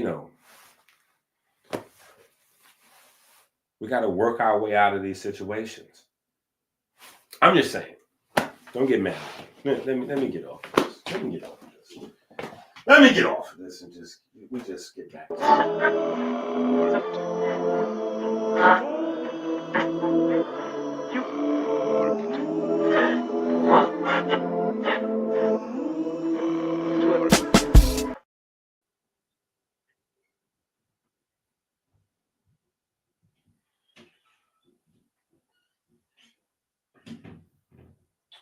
Now, you know what? I can't get off this. I got to do it. If y'all get mad with me, just let me apologize in advance. But I have to say this. I have to finish this thought because, sometimes I'll be like, I don't want the people to get mad with me. But sometimes it might be necessary for me to tell the truth for a few people to get upset. And the fact that most of these people either don't have children or they're not full-time parents, right? Or even parents from the sense of before the baby comes. A lot of times, mom is carrying the baby and dad is off chasing dollars. So he's not really doing a whole pregnancy with mom.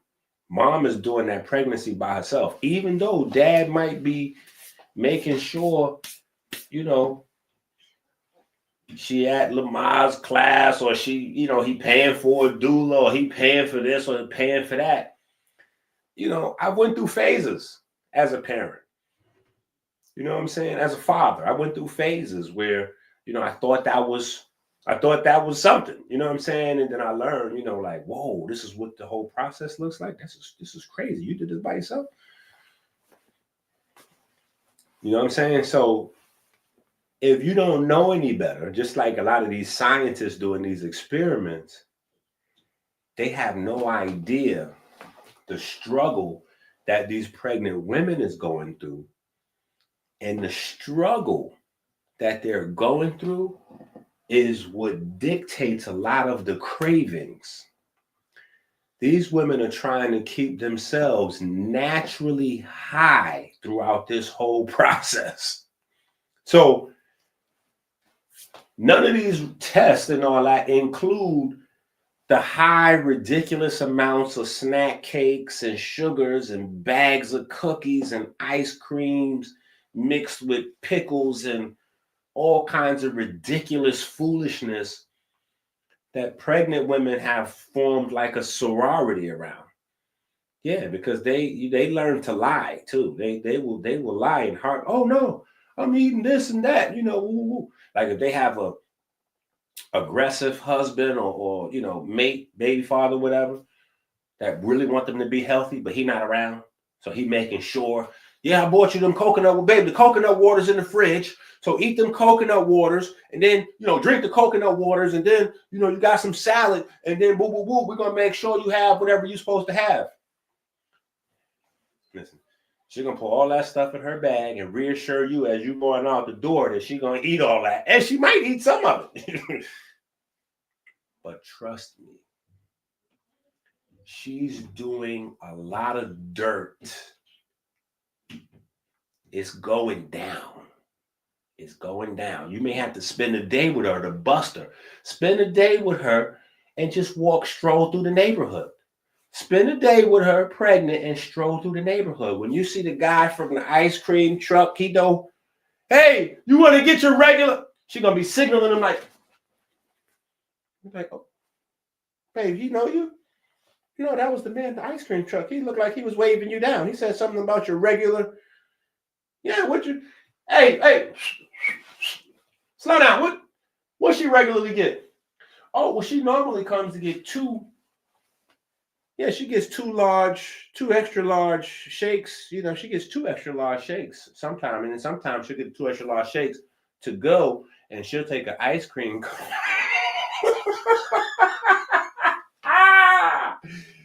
Woo! Listen, but they're going through a lot. Their body transforming. They got all kind of pains. They got an alien in their stomach. All kind of things happening. Nobody's around. So they just looking for natural drugs. Yeah. That's where the milk comes in. The milk, milk has casomorphine in it. So milk is like a legal, you get that concentrated milk, the ice cream mixed with the sugar. Oh, you got the morphine and the dopamine at the same time. Oh, yeah. So they get ready to run through the ice cream like crazy. Then they throw something fermented in there. They want some pickles or whatever. Yeah, they get ready to. So I'm saying you got to watch. You got to watch pregnant women like crackheads, like Pookie in the crack house. That's how you got to watch them. You got to watch them. You got to be on them. You really need to, like they need to be not working, or y'all need to work like at the same job, so you can watch them like a hawk. Otherwise, pre-eclampsia, gestational diabetes, all these things gonna pop up, and she gonna swear up and down. She don't know what's happening or why. She's gonna be panicking just like you. I don't know what's going on, baby. Find out what the doctor say. The doctor don't know what you're doing every day. But when we walking through the neighborhood, the ice cream man, the man selling cocoa, the fruity, the cocoa, what's them things that the Mexican guys be having with the little wagon? They all know you. Yeah, they all know you. So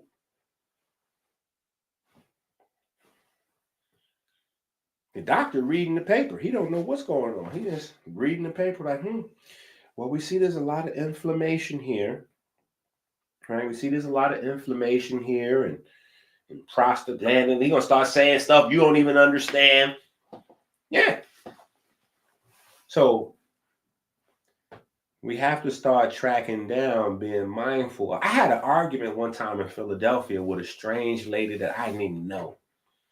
I didn't even know this lady. I'm standing there waiting for a bus. I go over to order a falafel sandwich from the truck. the street food, right? So I go to get a falafel sandwich because I done missed the bus. So I know I'm gonna be about 20, 30 minutes for the next bus to come. So I go get me a falafel. It's a lady behind me. I guess she waiting to order a falafel. I'm talking the guy behind the stand to death because I'm telling him he got to clean off the joint. I don't want my falafel. Like, don't make mine with the chicken grease. You know what I'm saying? Because they'll put your falafel right in the chat. I'm like, yo, you might as well make me a chicken sandwich. Move that all over to the side there. Start fresh. I need me a fresh falafel on the clean. Yeah, you got the cleanest thing. Lady behind me trying to run. Hurry up. I'm trying to get my. And so I look back ready to snap. Then I see she's pregnant. I'm like, oh man, I'm so sorry, sis. Go ahead and go ahead. I'll wait. You put your order in. Do your thing. So I give the sister the carte blanche or whatever. You know what I'm saying? She put her order in. Come to find out, she gonna wait. She gonna wait for the bus too. So we get our orders and all that. I eat my stuff. She eat her stuff. She ate some of her stuff and then put it back in the bag or whatever. And then she sparked up a cigarette. I'm like, how did I just couldn't mind my business. I'm like, man, just in case you didn't know, you do know, like, you are pregnant, right? Because that cigarette, yeah, usually babies, cigarettes not good for the baby. Oh, you're not a doctor? Because my doctor said this doesn't harm the baby. I said, oh, okay. So your doctor said this to harm the baby. What about the baby father, though? Is he cool with you? This ain't none of his business. He don't even know what. So me and her had a little exchange. I'm just saying in my mind, like, wow, they be out here eating pints of ice, gallons of ice cream, smoking cigarettes, shots of liquor. You don't know what that lady doing while she pregnant. Anyway, let me get back to the test. I don't even know. Let's get back to the work. My bad.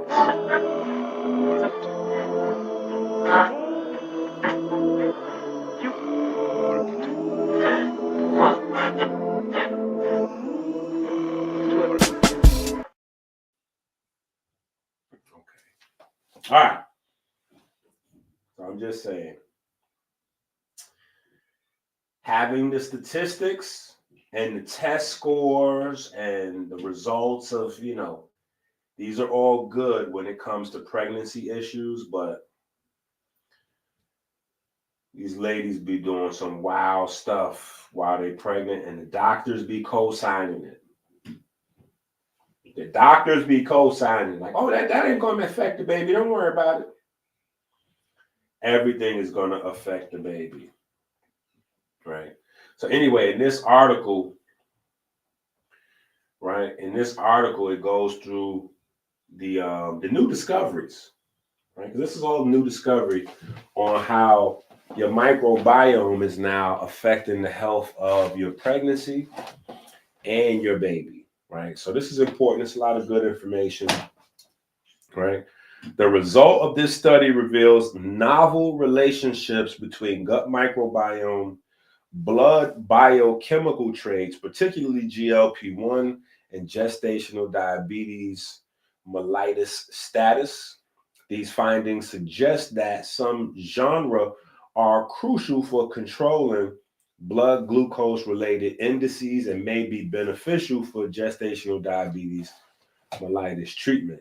Alteration in the microbial composition of the gut may potentially serve as a marker for identifying individuals at risk for gestational diabetes. Now, again, that's kind of why I went on that little rant, right? That's why I went on that little rant, is because we control our populations of bacteria by what we eat. We control them by what we eat. If we smoke, what we smoke. If we drink liquor, what type of liquor we drink. If we drink soda, everything that we consume changes our population of microorganisms. So on the one hand, if we link our microbiome to any particular disease, it's still diet, because the diet is going to determine the population of the bacteria. Now, that part may cut folks money, so they may not necessarily attach that part in the article because they want to be able to prescribe you. Yeah, we can prescribe you the correct bacteria. The problem is, even if they load you up with some bacteria, it's only temporary if your diet does not support them, right? Because a population of bacteria have to be supported so that they can continue to reproduce and populate your wherever they need to be, right? Because some of the conditions in different parts of the body is right only for these types of species, right? So all of those things, which are controlled by us, hydration levels, right? How well we regularly stay hydrated, not at one time we're like, oh, I need some, I'm gonna go get me a Fiji, I'm gonna go get me alkaline water or whatever. No, your average hydration level is gonna determine your microbiome. Your average amount of vegetables and fruits versus meats versus, greasy food versus fast food versus home cooked, like all of those things are going to contribute to your population of, and this goes back to what I was saying about LeBron, right? This goes back to what I was saying about LeBron. Every single day, your cells break down and replace themselves, break down and replace. Some take longer than others, but that's the process of your body. Destroying cells and recycling cells, right? So as we begin to learn what influences that process, right? You got to understand that balance, like ma'at, right? Stabilizing that system is that sweet spot. And so LeBron, people are like, he's a unicorn. Well, the thing is with LeBron is that LeBron is doing exactly the same thing every day as he has been doing since about 15 years old. So for 35 years, his day has been set. He's training and practicing and playing basketball, and he's eating food for that, right? He's had the best nutritionist and woo, at least as far as he's concerned, to put together his program. His program is set. So he eats the same stuff, goes through the same everything every day.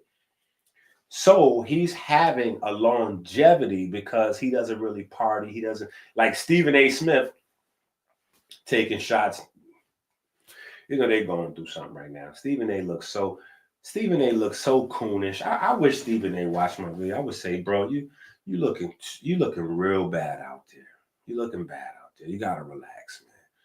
Yeah, they talking about LeBron ain't got no friends. LeBron ain't got no friends. Okay, listen, friends are important, but as grown men, being a father, having children is more important than collecting friends. Stephen A. is one of those people that put his career before his children, right? He's one of those functional deadbeats, I believe. Yeah. He's paying for a lot of things. He's rich. He's covering. Well, I paid for this. I paid for that. Time, bro. Time. That's what you see LeBron facilitating. He's putting his children to work at his job. So while he's at work, he can also be with the children. Like he done merged the two platforms together, fatherhood and working. Yeah, I'm not going to stop working. I love my job. So yeah, I'm going to bring the children here. You come work here. And that way, even before they get to the NBA or the G League or whatever, as they're going through school, like when he goes to watch his children play, he's also scouting the next generation, right? Yeah, he's at work. So,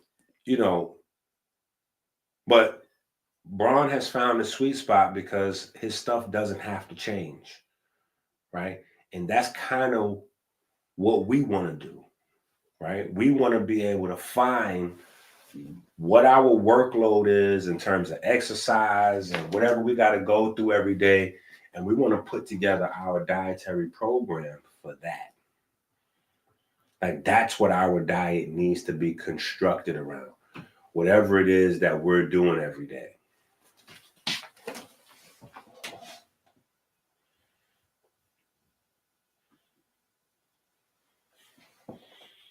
EnQi's always late, so let's get EnQi early, and then that way,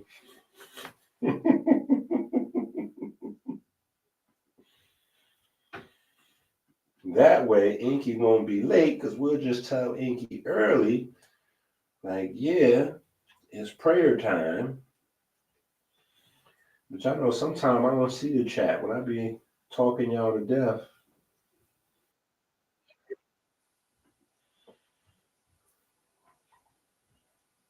Okay.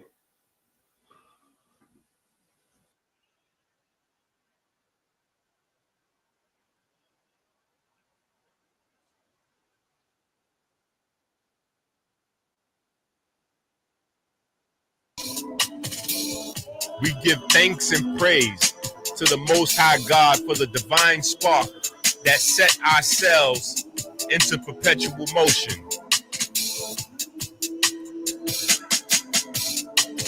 We give thanks for the magnetism of the Most Holy, the magnetism that repels and attracts the very. EnQi prayer number 2.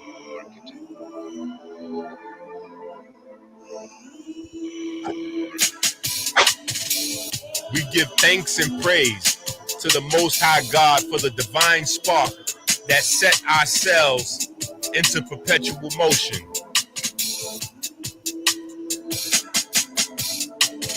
We give thanks for the magnetism of the Most Holy, the magnetism that repels and attracts the ferry boats of light 60,000 miles every 60 seconds throughout our vessels and caves.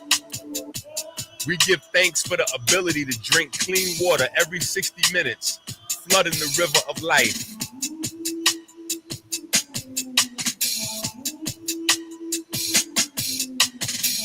We give thanks that sugar has not covered our ferries and turned them into stone. We give thanks that darkness has not covered the riverbanks with calcium and turned them into stone. We give thanks that anger and fear have not turned our almonds bitter, turning our heart to stone.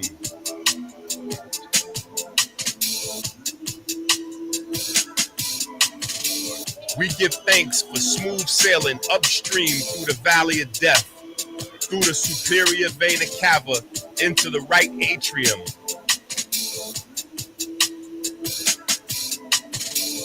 We give thanks for smooth sailing around the heart through the corona crown, joining the vortex in the right atrium. We give thanks for the perfect black solar repeater that induces the primary electromagnetic wave, opening the mouth of the Kodesh HaKodeshim. We give thanks for the mechanical wave produced when the mouth of the Kodesh HaKodeshim closes. We give thanks to the ray wave, reflecting on the semi-lunar valves, opening a pathway to the vineyard. We give thanks for the mechanical wave produced when the lunar gate to the vineyard closes. We give thanks to the Most High God that provides the light and our breath, and the light in our breath. We give thanks for the fine olfactory system that makes our grapes ripe with light. We give thanks for the Djed pillar that provides us with a stable fleet of ferry boats to dock in our vineyard. We give thanks for smooth sailing through the pulmonary vein into the storm of the left atrium. We give thanks for the perfect black solar repeater that induces the primary electromagnetic wave, opening the mouth of the Kodesh HaKodeshim. We give thanks for the mechanical wave produced when the mouth of the Kodesh HaKodeshim closes. We give thanks to the ray wave, reflecting on the semi-lunar valves, opening a pathway into the holy royal arch of the Wa scepter. We give thanks for the mechanical wave produced when the lunar gate into the holy royal arch of the Wa scepter closes. We give thanks for the magnetism of the most holy, the magnetism that repels and attracts the ferry boats of light 60,000 miles every 60 seconds throughout our vessels and our caves. Amen.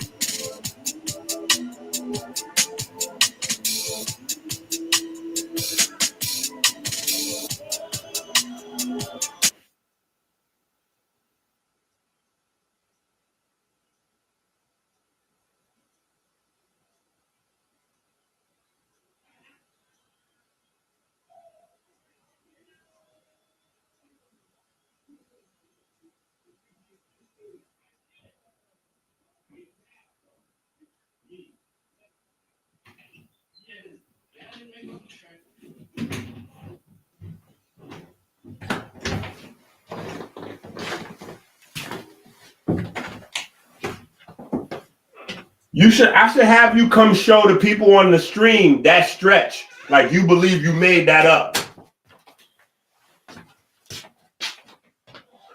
This boy is certified out of his mind. He think he done made up. you know, Chase is too much. He think he done made up this whole stretch. I need to take him to a hot yoga class. I haven't been to hot yoga in so long myself, though. That's the thing. Tony, I took Tony to hot yoga. She used to love hot yoga.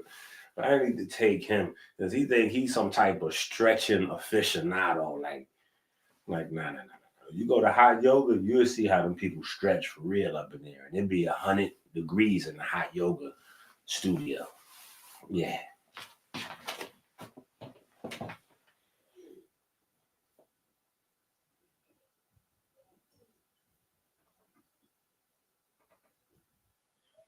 Water fasting while strength training. I rock with you, but I don't know. I don't think that's a good idea. Yeah, strength training? I don't know about strength training. Yeah, I don't know about strength training. That almost sounds like something Chase would come up with. You're like, oh yeah, Dad, I hear the prayer. Come, let me show you this real quick. Step out here.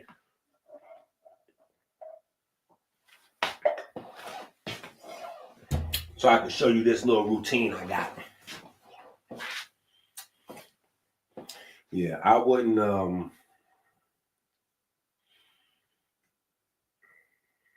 First things, let me say this about the water fasting. Water fasting should only be like a couple days. If you do a water fast, like one day, maybe 2-3 days tops. Don't do that for a long period of time. Also, with the strength training, I don't know. It can be deceptive because you can go like on a water fast and you can get like a PR. What's that? I think it's a PR. I think that's the word. PR, the personal best, or whatever the case may be. Now you can have you can have a good workout or two, but what you're eating is primarily for performance, but also recovery. So I don't know, water fast, you might have to do that like on your off maybe on your off days, you know, if you're trying to do strength training and water fasting, I would stick the water fasted in on the off days maybe. And then or maybe just stick to the 13 and 7. You know what I'm saying? Like, or maybe modify the 13 and 7. Go like on a 20 and 4 routine where maybe you cut your eating down to only like 4 hours and you give yourself 20 hours of fasting, right? So where you're drinking, you know, for most of the day, you're drinking, you know, like it's almost like just saying basically Elijah Muhammad 1 meal a day. You know what I'm saying? But if you strength training, I gotta assume that you have to have, especially if it's only going to be 1 meal, I gotta assume you gotta pack that meal with as much amino acids as possible and healthy fats. That you gotta at least have one. Yeah, if you strength training, like if you strength training, yeah, you're gonna have to have them fatty acids and those amino acids. You're gonna have to get it in at least one good time a day, you know. But now you can go down, you could do a water fast and do like maintenance working out. Yeah, you could get on your maintenance routine.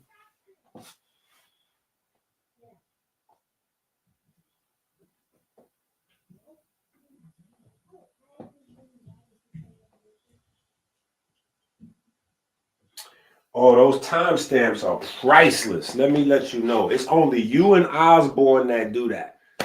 I can't even thank y'all enough for those timestamps. Yeah, those timestamps are priceless.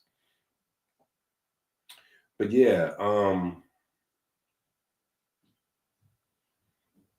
I gotta say, you gotta have the fatty acids and the amino acids. All right, so we went through some plants, right? We went through some plants. I got a special request for Adderall, for Adderall herbs, right? But I want to take y'all into the Constitution book, right? I want to take y'all into the Constitution book just real quick, right? We'll just look at a couple of things because I know I done talked y'all to death today, right? So let's go to page 159, right? 159, right? And we have our little cheat codes. Now, the thing with the cheat codes in the Constitution book, right?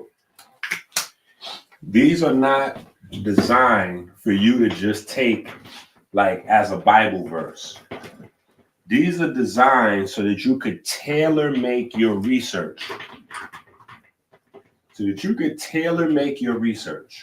Right? So let's say the first thing that's there on diabetes, the diabetes cheat sheet, right, is magnesium.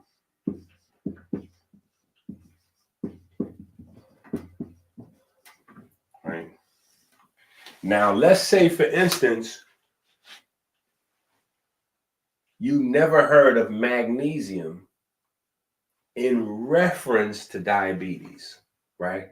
So the first thing you would do would just be like broad searching, right? Broad searching, right? You would just go online and do broad searches. This is so how you know how to get the most out of these protocols and cheat codes, right? You would just do a broad search.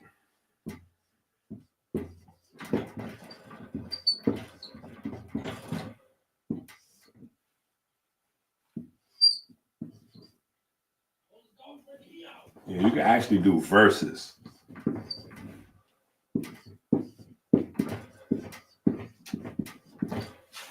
Right? And typically, each one of the things in the protocol is selected that if you should research this and diabetes, it's going to give you a whole rabbit hole of information is going to open up to you. All right, so let's try that out real quick. Let us try that out real quick.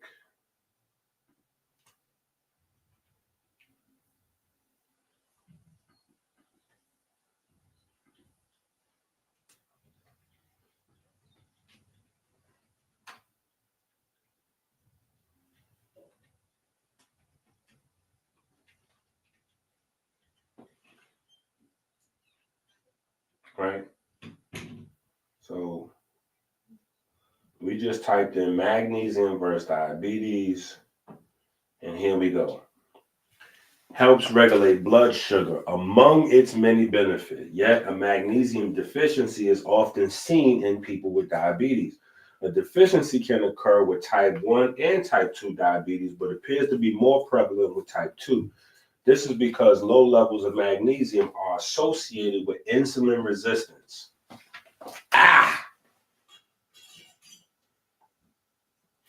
This is almost the way that we wish our doctors would talk to us. Right? This is the way we wish our doctors would talk to us, right? Because, you know, like, we didn't even go nowhere. We just typed in the search and read the first thing that was there.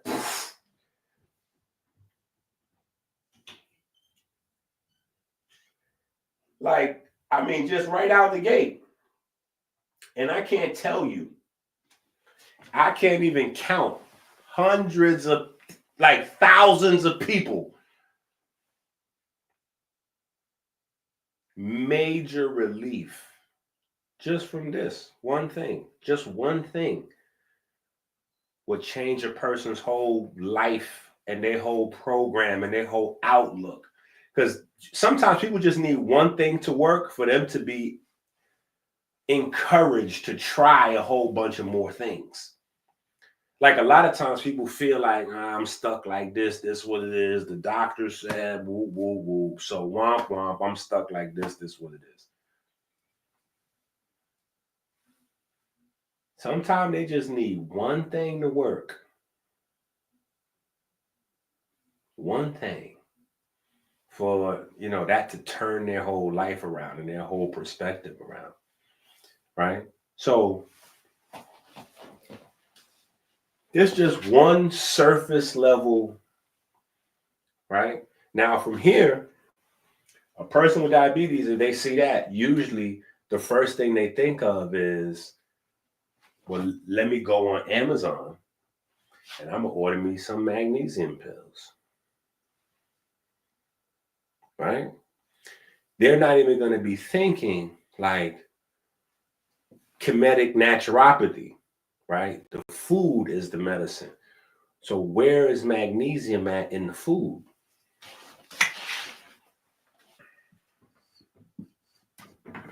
Right? Where would it be at? Let's think of it like this. Where would it be at? Because think about how nature is designed, right? Think about how God works. Right? Think about how God works, right? Everything is maximum efficiency, right? So where would the magnesium be? If your body uses magnesium to metabolize sugar, where would nature put it? With the sugar, with the carbohydrates.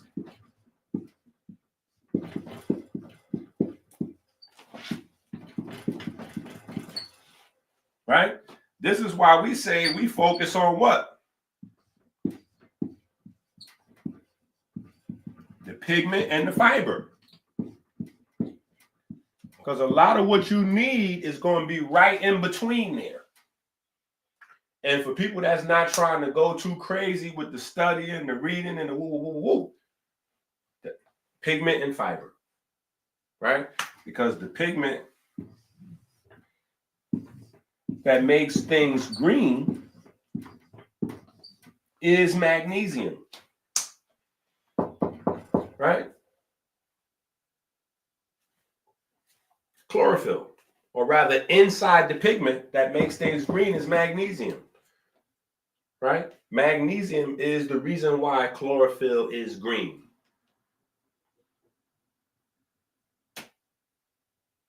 Because as a pigment, the particular processes of turning light into energy, usable energy, right?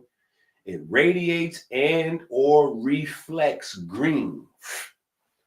That is driven by magnesium. So any of the green stuff,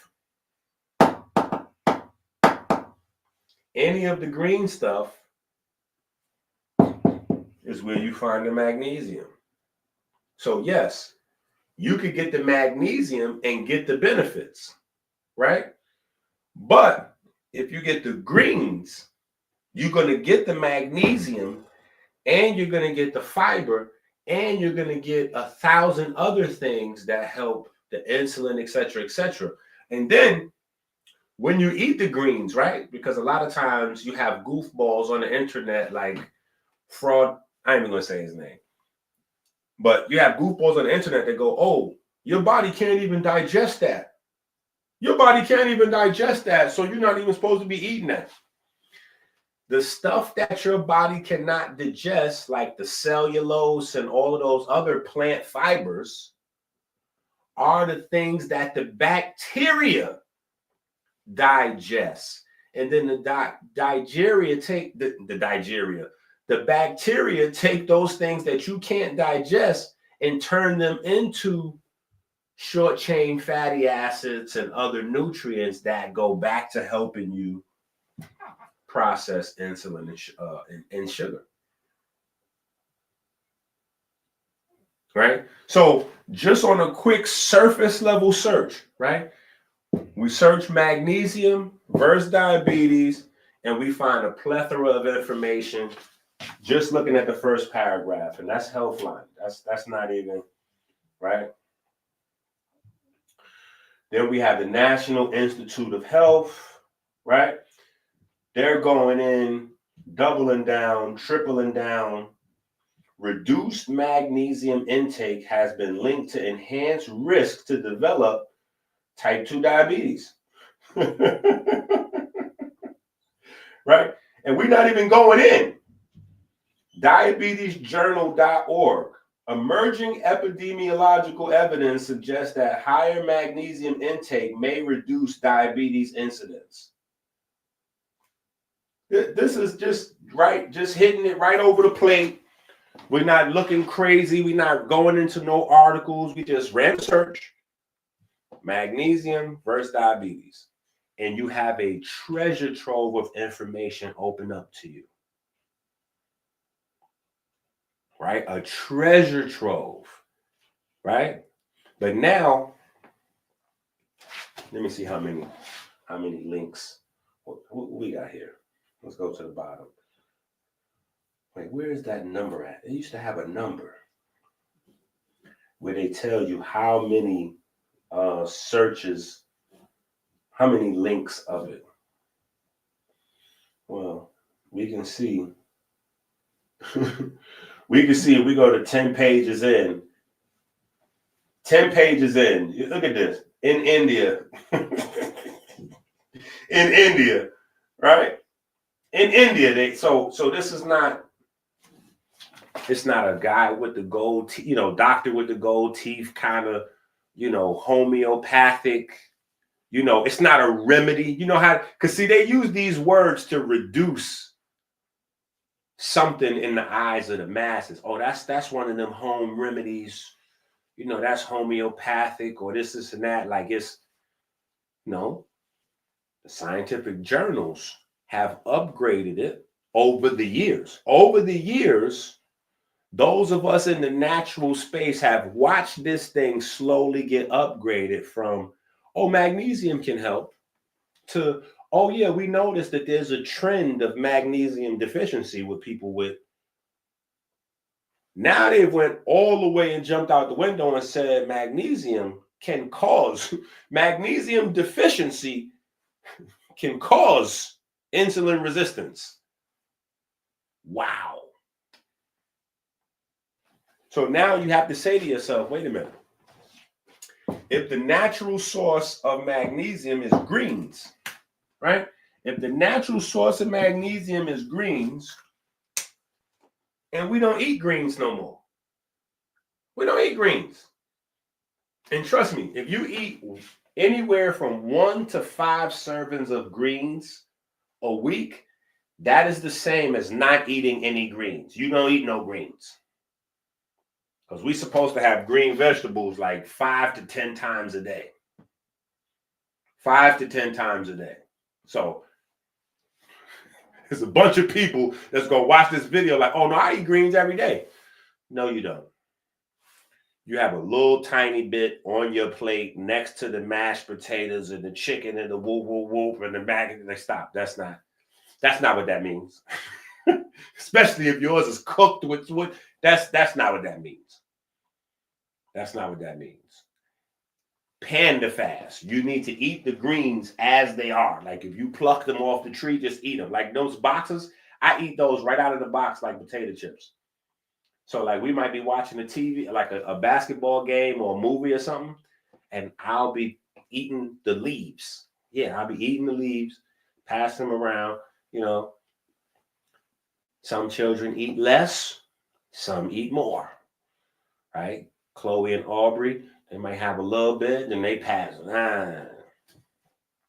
Kylie and Chase, you know, Caleb, you know, we might knock off a few we might knock off a few of them boxes, you know what I'm saying? But just like that, not cooked, you know what I'm saying? If you want to dip something, you add a little dip to it or something to that, but greens. So since our diet has been so changed and moved to a process, you know, where it's a lot of rice, a lot of pasta, you know, things like that, we initially thought the problem was those items. Oh yeah, it's because we're eating the rice and no, it's because our stomach is only a certain size. Right? That's the problem. It's not necessarily the rice and the pasta. Meaning, what I'm saying is this.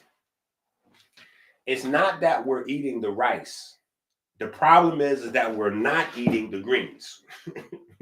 See what I'm saying? So because your stomach is only a certain size, well, if you have the burgers and the fries and the whatever, you don't have no room left for greens. And the greens don't really go along with that type of meal. So if it's one or the other, then you're going with the other. And so slowly but surely, we're not getting enough magnesium. And as the scientific journals, you know, which is basically the word of God in today's world, the word of God in today's world, right? Then we read that there. You know what I'm saying? The Diabetes Journal.org, emerging epidemiological evidence suggests that higher magnesium intake may reduce diabetes incidence. Wow. Right?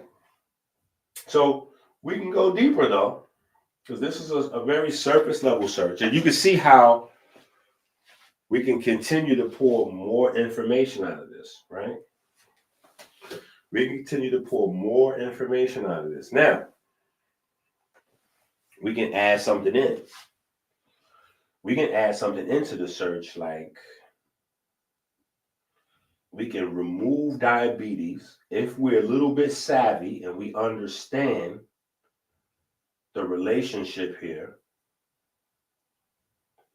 right? If we understand the relationship of ATP to glucose and diabetes, we can get a little bit deeper in our search, right? Because we understand the whole purpose of getting glucose into the cell is to produce or recycle ATP. Well, we could just skip the diabetes and skip the glucose, and then let's just run a search and see the impact that magnesium, greens, pigments have on, right? Because there was one time, let me tell you how crazy stuff is, and I guess just how my mind works. But there was one time, and this is obviously years ago. Actually, it depends. You could still find this some places where they would tell you chlorophyll has no physical impact like on your body, right? Like chlorophyll doesn't have any beneficial or therapeutic value. But then there's a laundry list of therapeutic and benefits to having magnesium. And I'm saying to myself, how do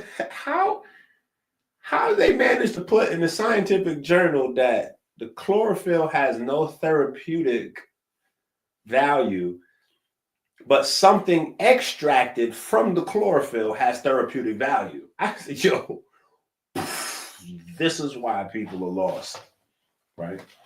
Yeah, that part.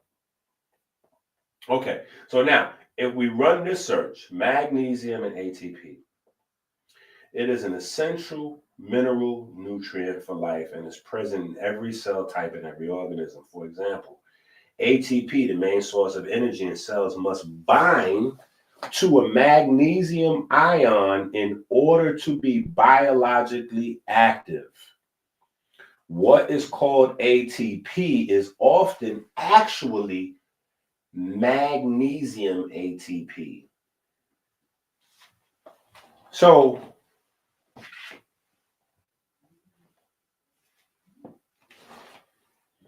now we got to take a whole nother step back. Now we got to take a whole nother step back. So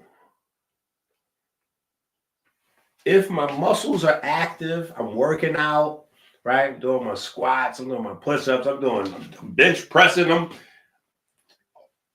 high intensity, I'm doing jumps and planking and whatever, right?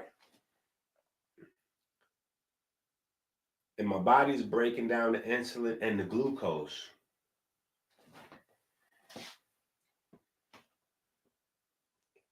If I don't have the magnesium, I will still be insulin resistant technically, because my body won't be able to metabolize the ATP at this point now,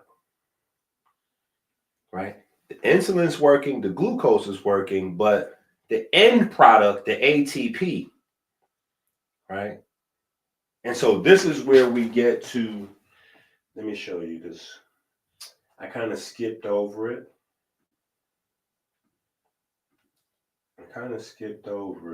Inside the book.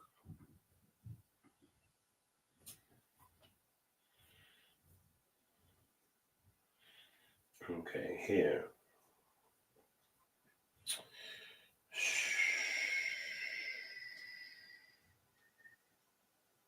Oh, wait, this is it right here. I'm super tripping. Okay.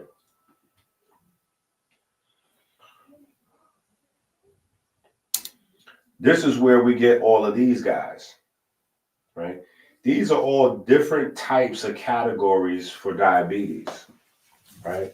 Pre-diabetes, type 2 diabetes, type 1 diabetes. Type 1 diabetes has broken up into 3 different types.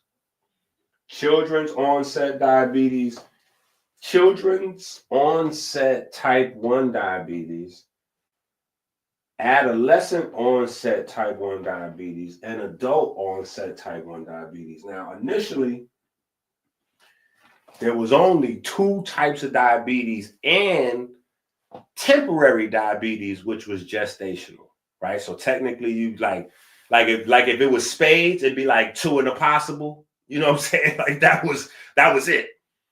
It was children's diabetes and adult diabetes, and then pregnancy diabetes, right? Children's diabetes was type 1 diabetes. If you didn't get type 1 diabetes when you were a child, technically you would never get it, according to mainstream science, right? That has changed over the years. Diabetes that you get as an adult, which usually started in older folks, right, was type 2 diabetes. So you had children's, which was type 1, insulin dependent, and then type 2, where you're not insulin dependent, but right? And then you have pregnancy, right? Now all this is changing, right? So you have type 2 diabetes, but then you also add to that pre-diabetes now, where you can get prescribed medication and all that in a pre-diabetic state, right? They look at what your blood sugar is, what your A1C level is, and be like, yeah, you there, right? Type 1 diabetes is now broken into 3 groups, right? People who get it as a child, people who were fine as children, but for whatever reason, in their teenage years, right? And then adults, right? And then it goes on.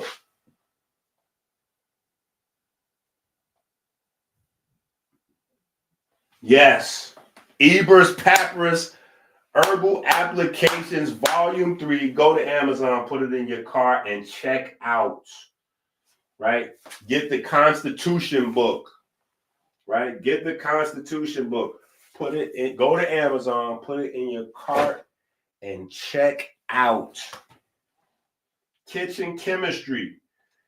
Go to Amazon, put the kitchen chemistry book in your cart and check out.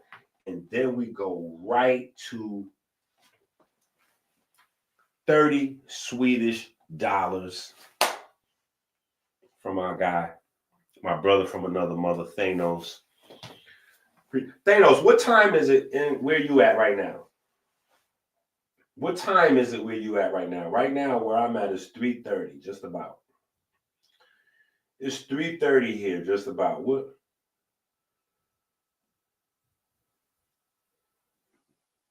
8:30. So his time is ahead. Interesting. Jaquan said he about to steal this. Listen, that's the beauty.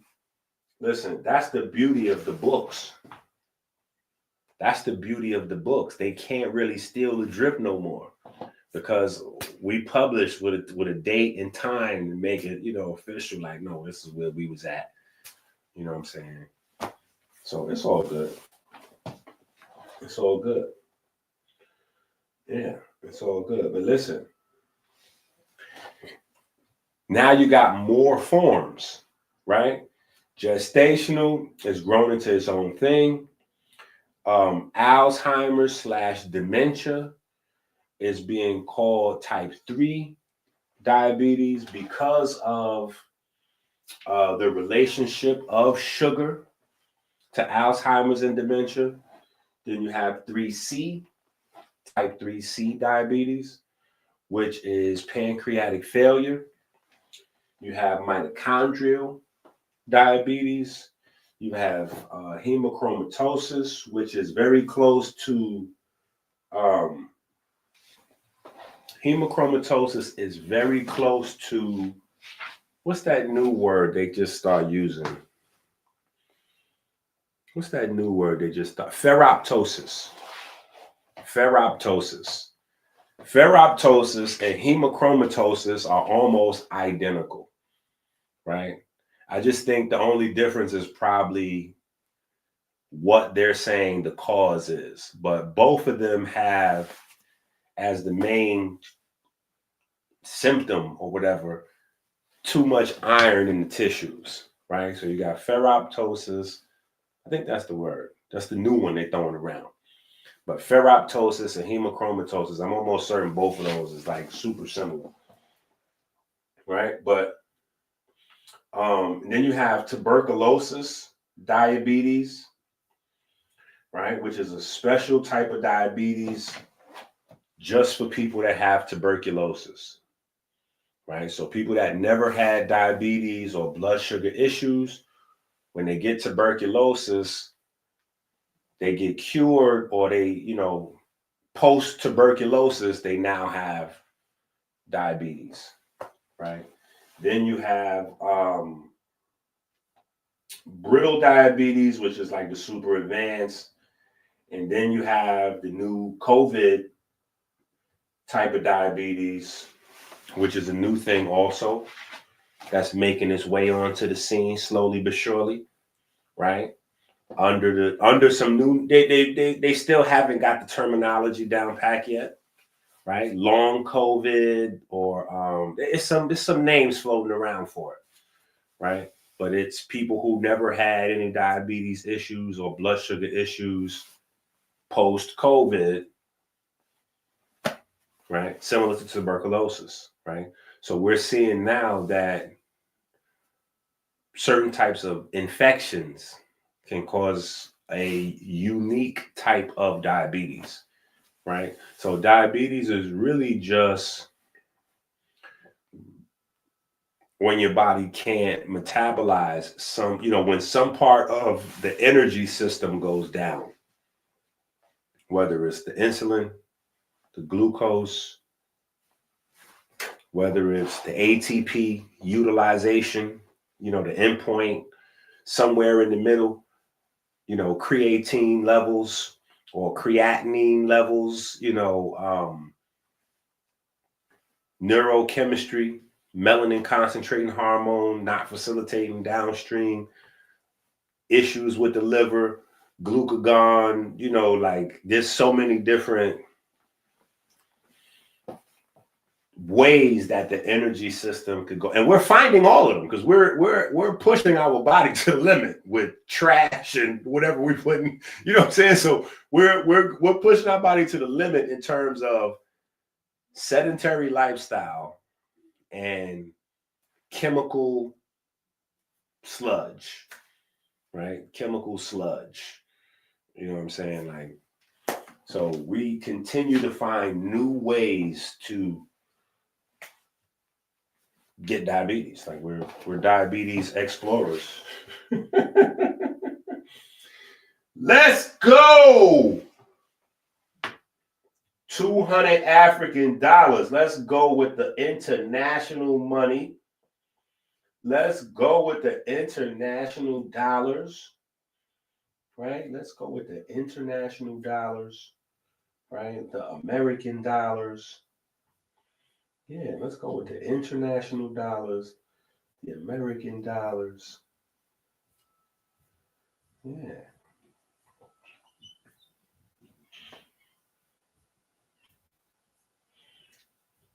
Appreciate you.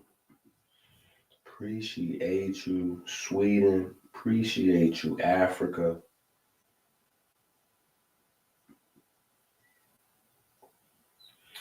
Well, it's just about having too much iron in the tissues, right? It's about having too much iron in the tissues. So, it's crazy stuff with ferroptosis. Don't even get your mind. Don't even lock your mind onto it yet, because they say that the cure is. Oh, I gotta go back and read some more on it. They was selling a milk extract.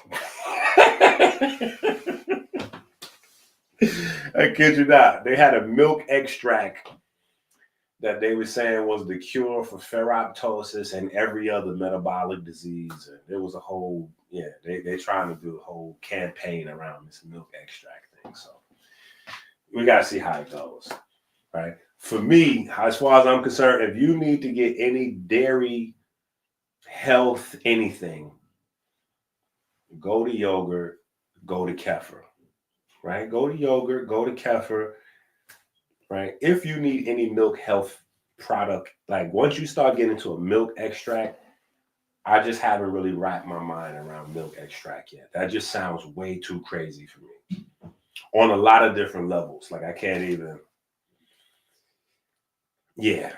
I'm not there yet. I'm not at milk extract. Yeah, I'm vegan yogurts is out there, right?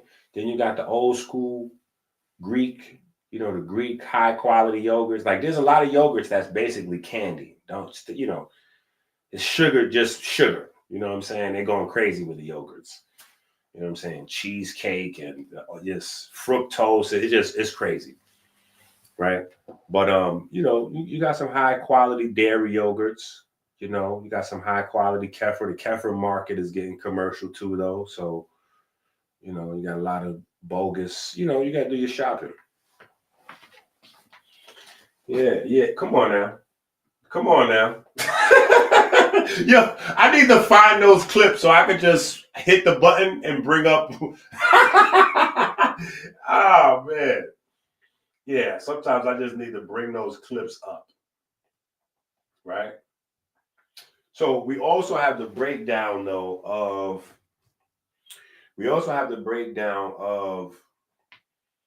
um, what the where the research is pointing in terms of causes for diabetes, right? Causes, right? So these are the genetic factors that have been identified so far in terms of type 1 diabetes, right? These are the genetic factors. And so here's the history, or quick history, because the diabetes landscape changes quickly. But initially, right, type 1 diabetes, children, is genetic. Type 2 diabetes happens later on in life. It's a part of old age. At least initially, that's how it was viewed, old age, right? The problem with the genetics theory of type 1 diabetes was that two things start happening, right? Two things start happening. People with the genes for type 1 diabetes started to find people with these genes that never had diabetes. So you lived your whole life and you had the diabetes genes, but you never got type 1 diabetes. So that creates a problem. If the theory is if you have these genes, then you will get type 1 diabetes.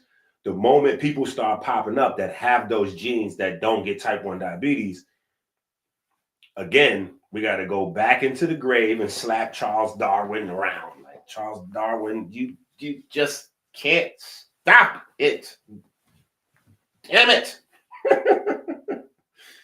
Charles Darwin's theories are everywhere, right?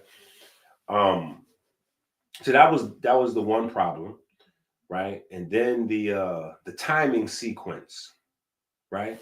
So it went from type 1 diabetes being children's diabetes to type 1 diabetes branching out into they start using the word onset, right? So children onset, type 1 children onset, type 1 adolescent onset, type 1 adult onset, right?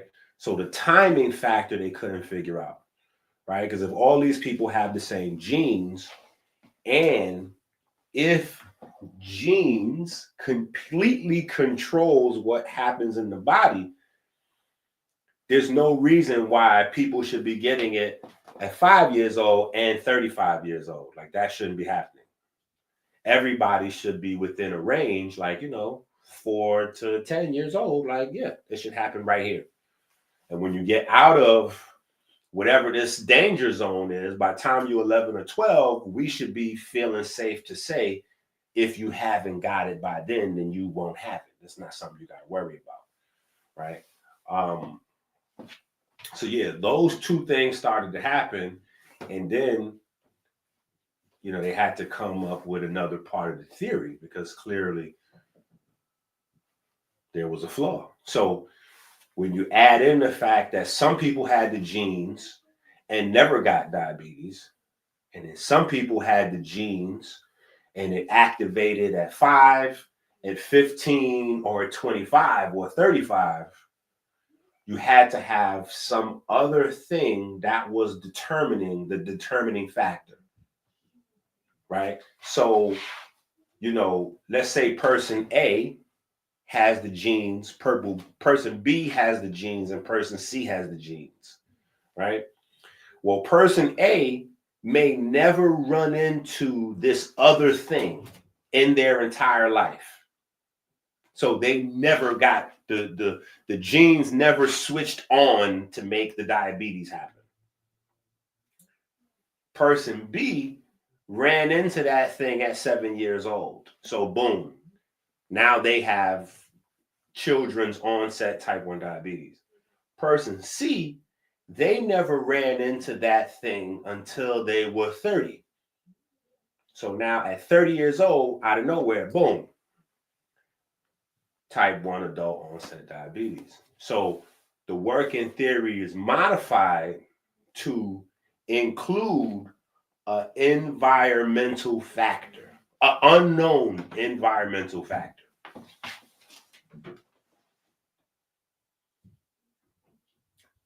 So there's an unknown environmental factor, right? Possibly a virus, right? Possibly a virus, right?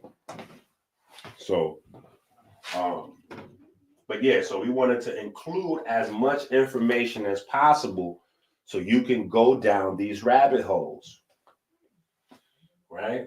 We want to give you as much research as possible, a head start, so you can go down these rabbit holes, right? This is what I'm saying. I need y'all to start writing books too, right? Now, these right here are potential suspects. These are potential suspects. Now look at who's a potential suspect. You're going to notice that a lot of these crime scenes, I know y'all on the internet. Listen, I know y'all on the internet. Dr. EnQi ain't streaming live all day. I know y'all on the internet.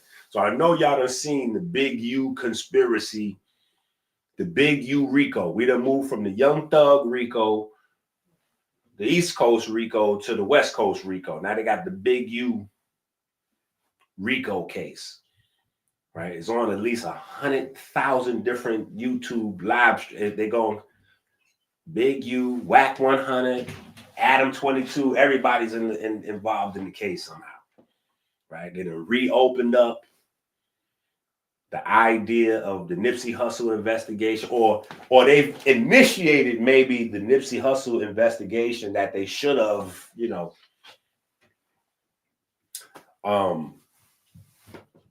and basically what a RICO is, we don't actually have direct evidence. We don't have the direct evidence, but we got some circumstantial, you just kind of happen to be involved. Like what are you doing here? Like as an investigator, right? You investigating crime, and you keep noticing this same person is at the crime scene, or they associated with the. You're like, yo, we can't really figure out who's doing this, but the one thing that all these cases have in common is. So that's kind of how you got to look at some of these illnesses and diseases and symptoms, and you go, glutamine, you back, huh? You back here again, man. We just were talking about you with cancer and fermentation, and now here you back again, yeah. So that for people to go down their rabbit hole, right? And going down your rabbit hole is simple. You could just type it in, right? You could just type it in. Let's go ahead and type it in and see what pops up, right?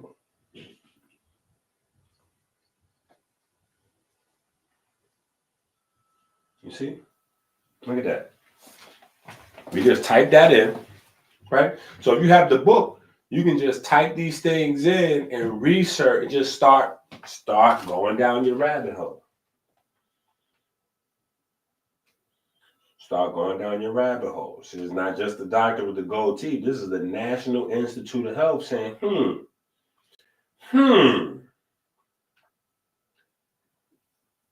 Because I know there's a lot of people that have type 1 diabetes, and they're being told that there is no information about type 1 diabetes. Yeah, eat these fruits. Yeah, just we're gonna get you on this fruit fast. Yeah, we just eat these fruits right here. Or just eat,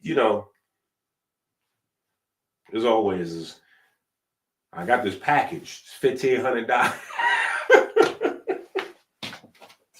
Right? So we're trying to get you as informed as possible. Right? We're trying to get you as informed as possible. right? So we try to take you down the rabbit hole as best we can, right? As best we can, right? So here we put together our own little hypotheses, right? We put together our own hypotheses,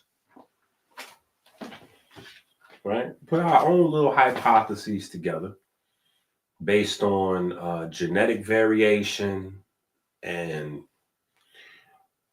what the stat sheets look like, right? And we start to just put that all on the side, right? Like, let's put that on the side for a second. Let's put the genes on the side. Let's put the mystery viral trigger on the side. And let's put all that on the side. Let's bring all the diabetes back to the table. Every last, the mitochondrial one, this one, that one. You know, we got viral, tuberculosis causing diabetes. Like, what? We got COVID causing diabetes. Let's bring all these diabetes to the table. What do they have in common? Because maybe the trigger is here. Maybe the trigger is here. Maybe it's not a bacteria or a virus. Maybe the trigger is in some of this other stuff. Right? Maybe the trigger is in some of this other stuff. Right? And so we start looking at the usual suspects. Right? We start looking at the usual suspects. And the thing about the usual suspects is, here's the problem. Because everybody wants to clear their name, because obviously there's billions and trillions of dollars attached to potato chip companies and French fries and ketchup and all these good. So everybody wants to clear their name and hire some folks to, fund some research that flimsily gets them off the hook. Here's the big problem with all that stuff. The problem with anything that looks to clear the name of processed food and food companies is this. No matter what condition people are suffering from, when they eliminate those items, they start getting better again. That is the toughest thing. There is no amount of journal articles that can undo the actual reality of the fact that when people start removing these items from their daily food list, and they start replacing them with this. When you start replacing, like, just try it out. Just try it out. Like, if you can't get rid of chicken and French fries, just get rid of one of them. Like, I know it might seem crazy to have you order French fries and a big salad, like a big bag of leaves, or it looks. You're used to seeing people with a chicken salad, so you had the fried chicken with the greens. You won't look that crazy. But if you value your French fries more than you value the green, just get rid of the chicken, have the French fries, just try it out. Now you might have some gas. You might fart. You might have some gas, but just know that if you get gassy, right?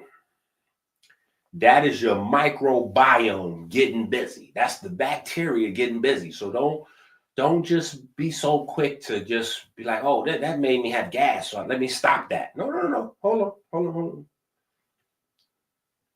Let's not be so judgmental about gas, right? You might just need some time alone.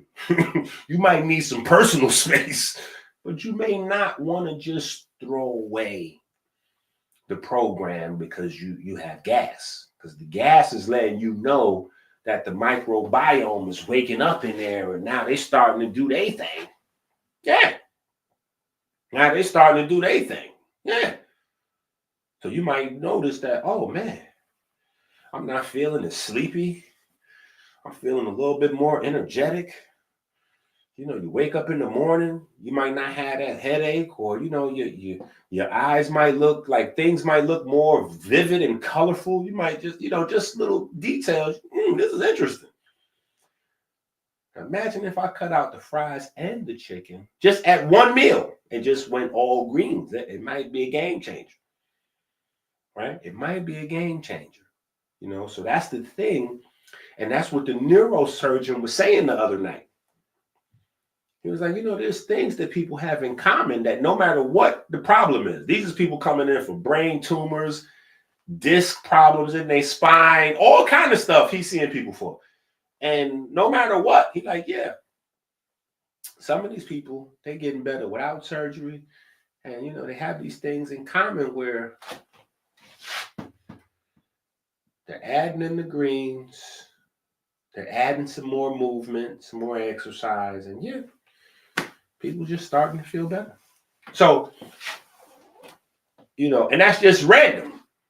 With more specificity, you get better results. You increase the probability towards health, right? We might have to start getting into statistics and probability over here. I think we might have to write a statistics and probability book. Let me write that down. Yeah, let me write that down. We might need a statistics and probability book. I might have to write that down. We might need a statistics and probability book.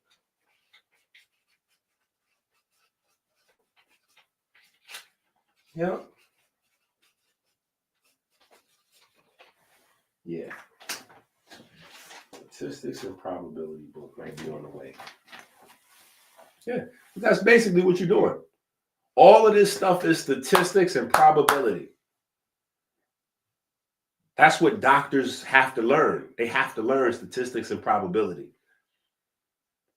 They have to learn that, right? But I don't think they're applying it the right way, right? I don't think they're applying it the right way. I don't think they're applying it the right way because this is where, and we was in, you know, we get ready to go to a book. I'm going to tell you what the book is. It's either the orthorexia book or the autodidact book.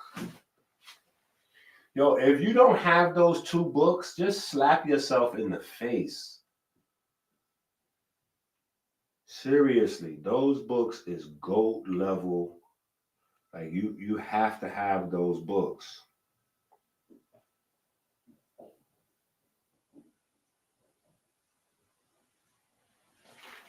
Where is them books at? I'm like, if you don't have them books, slap yourself in the face. I might have to slap myself in the face. Oh, here it goes. Okay, let me tell you which book it is. Yep. The orthorexia book. Pulse of the Culture. Pulse of the Culture book. Right? Look on the back of the book. Right there. What is a micro life? Right? What is a micro life? Right? A micro life is a measurement of potential units of your life that they're using to help quantify these probability and statistic measurements that until now, only health insurance and life insurance companies been using to figure out when you're going to die, right? But now, people are starting to get the science, they starting to teach the science, and they starting to learn. Nothing is for sure, right? There's nothing is 100%. But it's a scale, the scale of Ma'at, right? Right? It's the heart and the feather, right? Basically, we're weighing things on the scale. So on this side, we can add Pepsi, pack of cigarettes. Let me go ahead and get them backwoods up out you.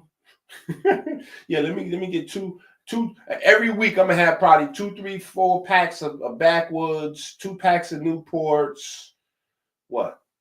2 liters of Pepsi, a pint of Hennessy, right? At least what? 20 pieces of fried chicken per week, right? Maybe 2 steaks, maybe some pork chops, some bacon in a week. Like, how many orders of French fries do I have? 4 or 5 orders of French fries within a week? How many orders of rice? Like, those things go on one side of the scale. Then on the other side of the scale, how many servings of fruit did I have? How many servings of unadulterated vegetables did I have? How much time did I spend like hugging my children, kissing my children? Because all of those things have value of extending your life. Literally, a hug from a child is like medicine. I kid you not. Scientifically, seriously. How many times did you spend jogging, doing your squats, doing some push-ups? Like that go on the other side of the scale. And so it doesn't matter where you start tracking this. Like you could start tracking this, obviously the earlier the better, but you could start tracking this mid-cancer, mid-diabetes, mid-insulin dependence, mid-autoimmune disease, whatever. And you start to change your probability structure, right? Because no matter what it is, it's your life. It's valuable to you, or maybe not, but it's your life. And whatever you got, whatever body you got, whether your body, you got, one leg or diabetes, or you got an amputation, or you got cancer, or this or that, wherever your stage of health is, you can influence that probability equation. Yeah. You can influence that probability equation by adding some stuff on this side and taking some stuff off that side.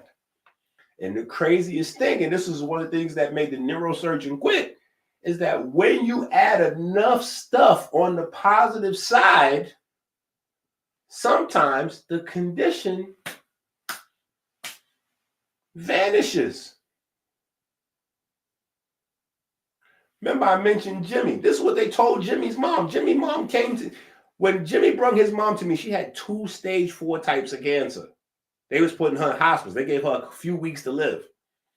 A year later, when she shows back up at the hospital, they said, "Oh wow, this is amazing. This is spontaneous remission and blah blah blah blah blah." I told her, I said, just yes and nod, just laugh, just nod yes, just go along with it. Because there's nothing was spontaneous about it. It was hard work.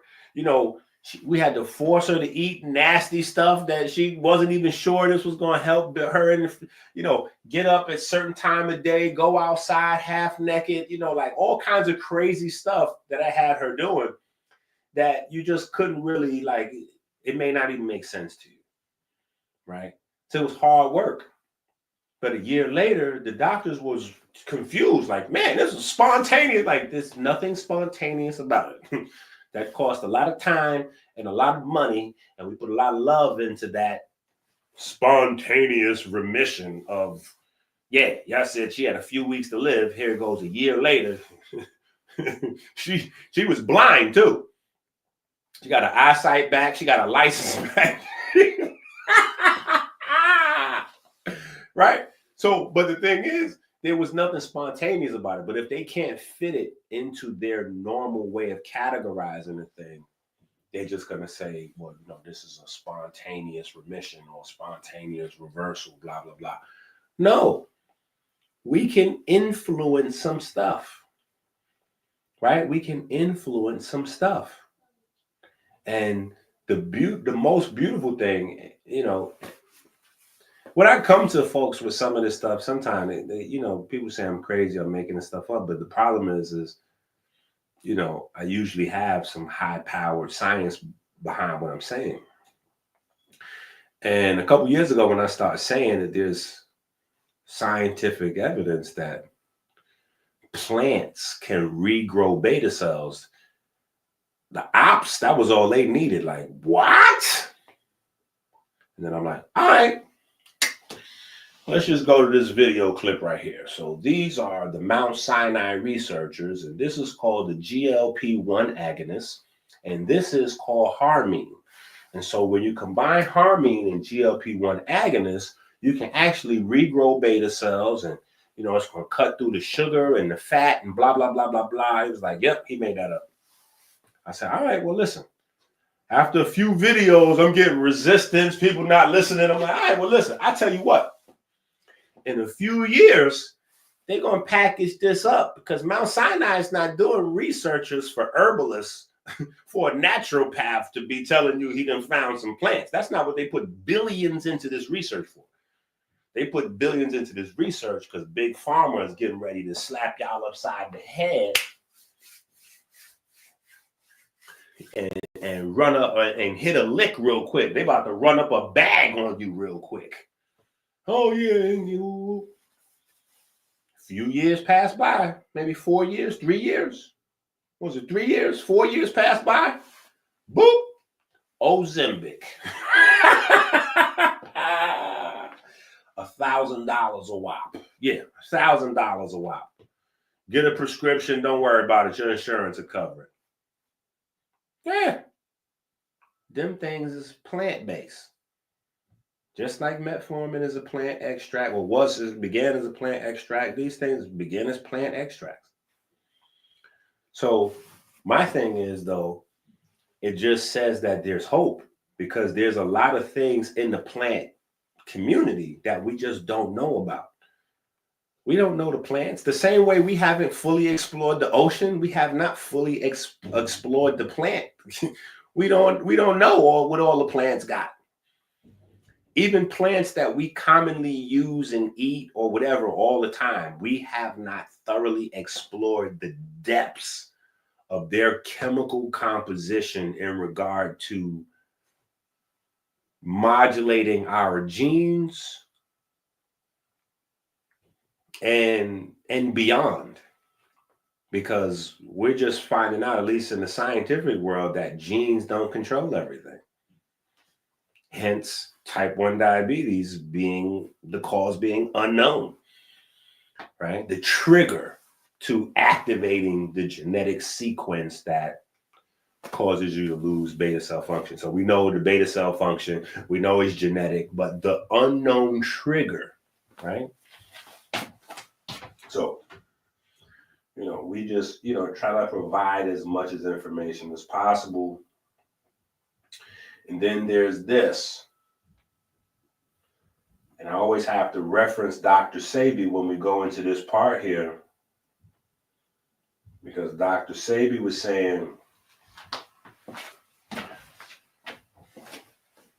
intracellular cleansing, right? And he was saying that there was mucus inside the cells.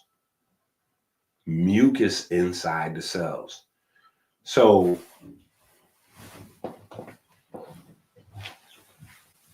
people went to school, right? People went to school and they go to school. See, the problem is most of the people in the country operating on a 4th or 5th grade reading level.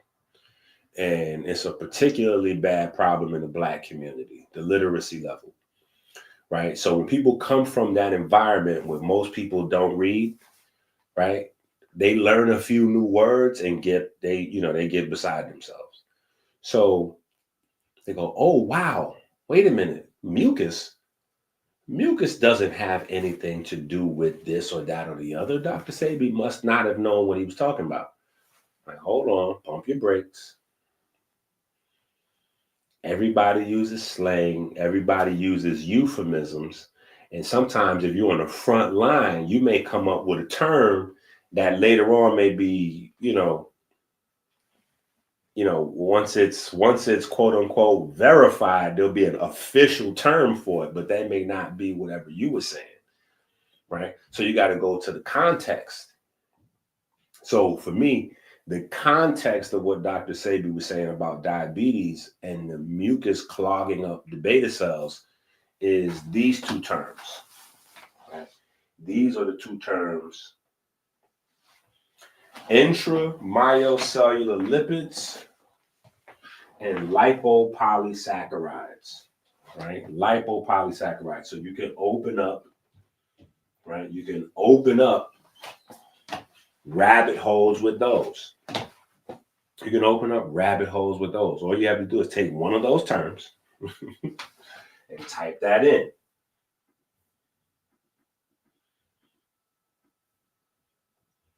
Right? Take one of those terms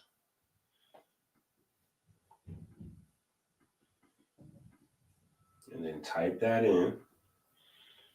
Let's see what we get here.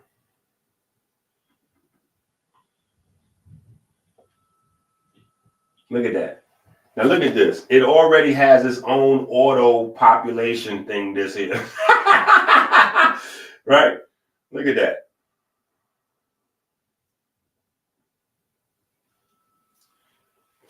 So these are the things that people don't discuss, they may not really have knowledge of, but you have to say, wait a minute. Dr. Sebi not only was correct, but he might have been way ahead of his time with some of the concepts because he was on the front line dealing with people every day, right?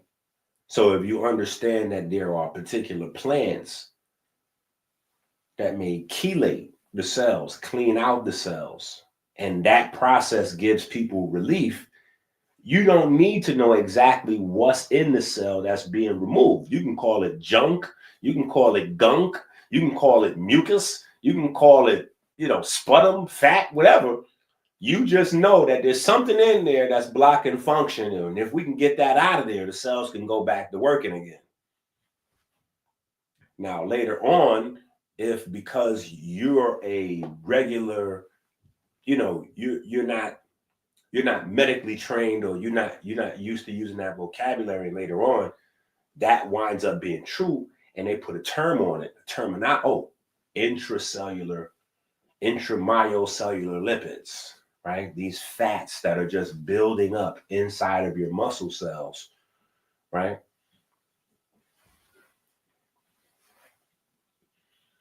Right? So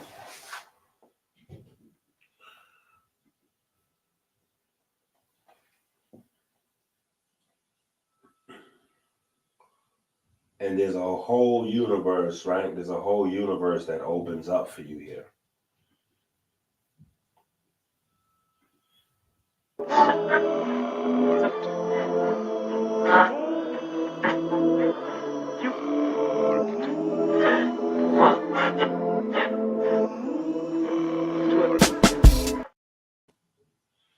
Now,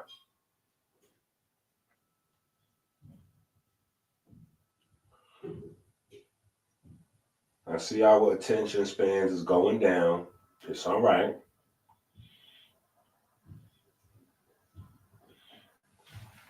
I guess we're going to leave y'all with this one. We're going to leave y'all with this one.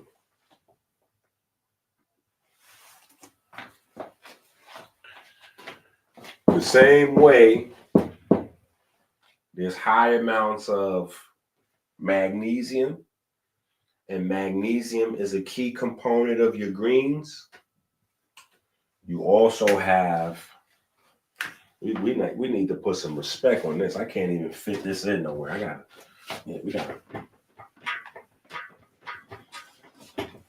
In fact, we could leave everything else the same and just add this here.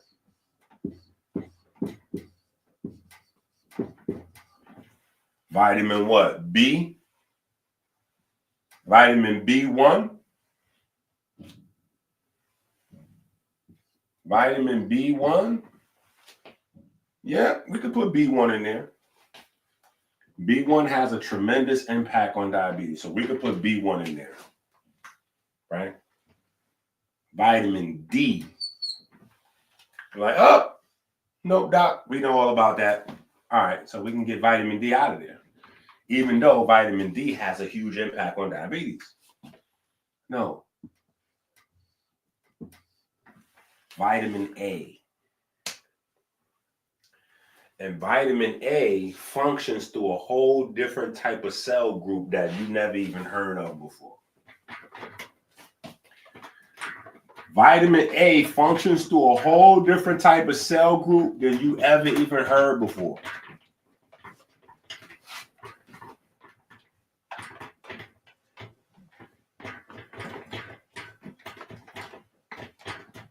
Because the most thing that we heard of vitamin A about,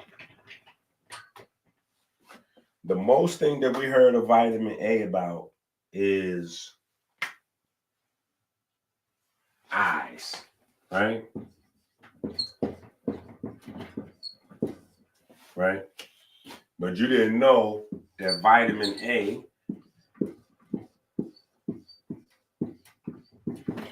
regulates glucose and your cardiovascular health.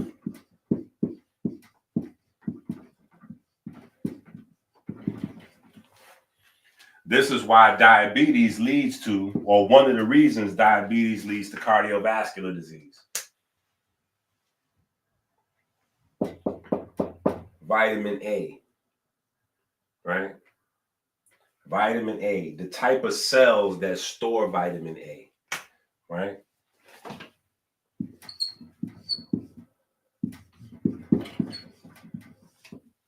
Star cells. Star cells. Yeah. It's a whole new universe. A whole new universe. This is a whole new universe, right? A whole new universe.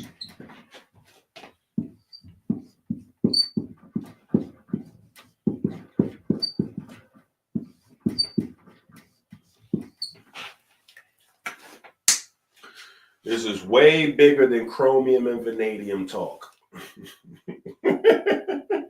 This is way bigger than chromium and vanadium talk. This is a whole nother universe right here.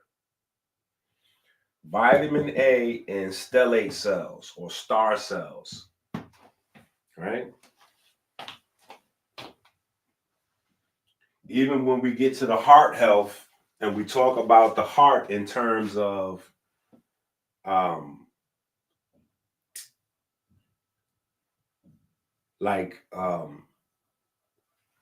the heart losing flexibility.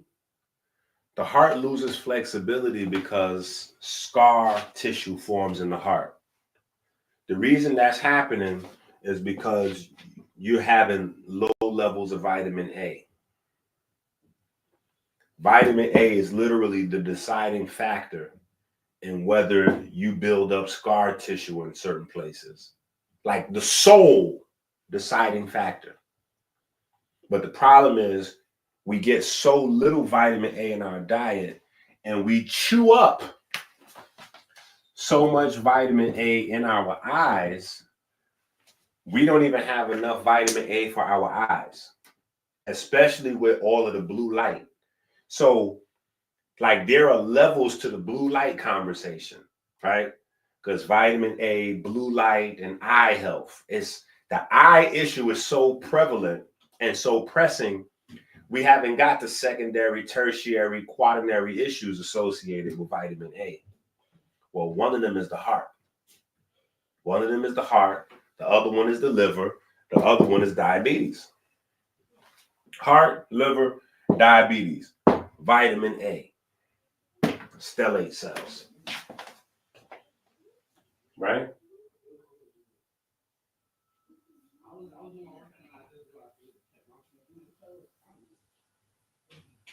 All right, I know. I think we're going too crazy. Attention span's dropping. I think we're going to have to revisit this vitamin A concept, though. I think we're going to have to revisit the vitamin A concept.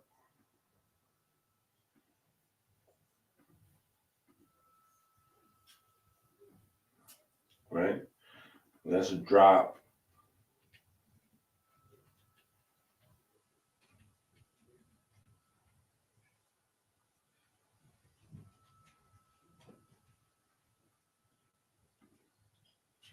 You see this?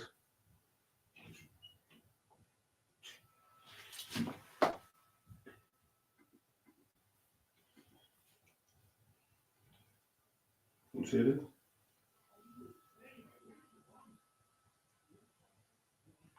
So this is a whole nother universe that's untapped because people aren't doing the pure research.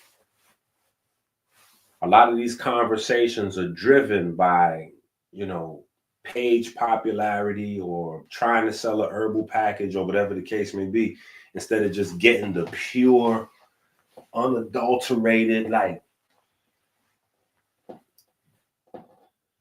So there's a lot of space, you know, outside of chromium, vanadium, magnesium, glucose, exercise more, eat less. Like there's a whole universe to unpack underneath this. And we've been doing it. We've been doing it. You know what I'm saying? I'm happy that folks are supporting the movement so we can continue to do it, because as you see, there's a lot of work that needs to continue to be done. Whether it's figuring out how to stretch your dollars in the produce section so you can get more nutrients, right? Or taking us deeper inside the anatomy, deeper in the biochemistry, so that way we can elucidate, you know, specifics on certain mysteries and beat big pharma to the punch. Right? Why not? They ain't doing nothing that we can't do. They're doing a lot that we can't do. They got that bag, right? But I'm saying, in essence, right? They're listening to the ancestor stories, and they're going out looking for the plants, and they testing the plants out to see if they work. Duh. We can get busy with the get busy. And when we find the plants, hey, the plants work slower, but they're a lot less expensive. So we're not trying to replace big pharma, but hey, you might be able to use better eating, adding in some plants that may not be in your supermarket to help lower your medical costs. Right? Pre-treatment, post-treatment. You know what I'm saying? We got to help the global hospital, right? KRS once said, when you're a young man, if you're not against the system, you're a sucker. But as you get older, more mature, you learn more. If you're not trying to better the system, you're an idiot, right? So we have to try to better the system, everybody's healthcare system, whether it's America, Canada, France, Africa looks crazy still, right? It's a lot of work to do out here, fam. Support, share, hit the super chat, Patreon/Dr. EnQi, AmericanHealer.website, hit the Cash App. You know what I'm saying? Don't have me out here dancing for a little change. Doing something strange for a piece of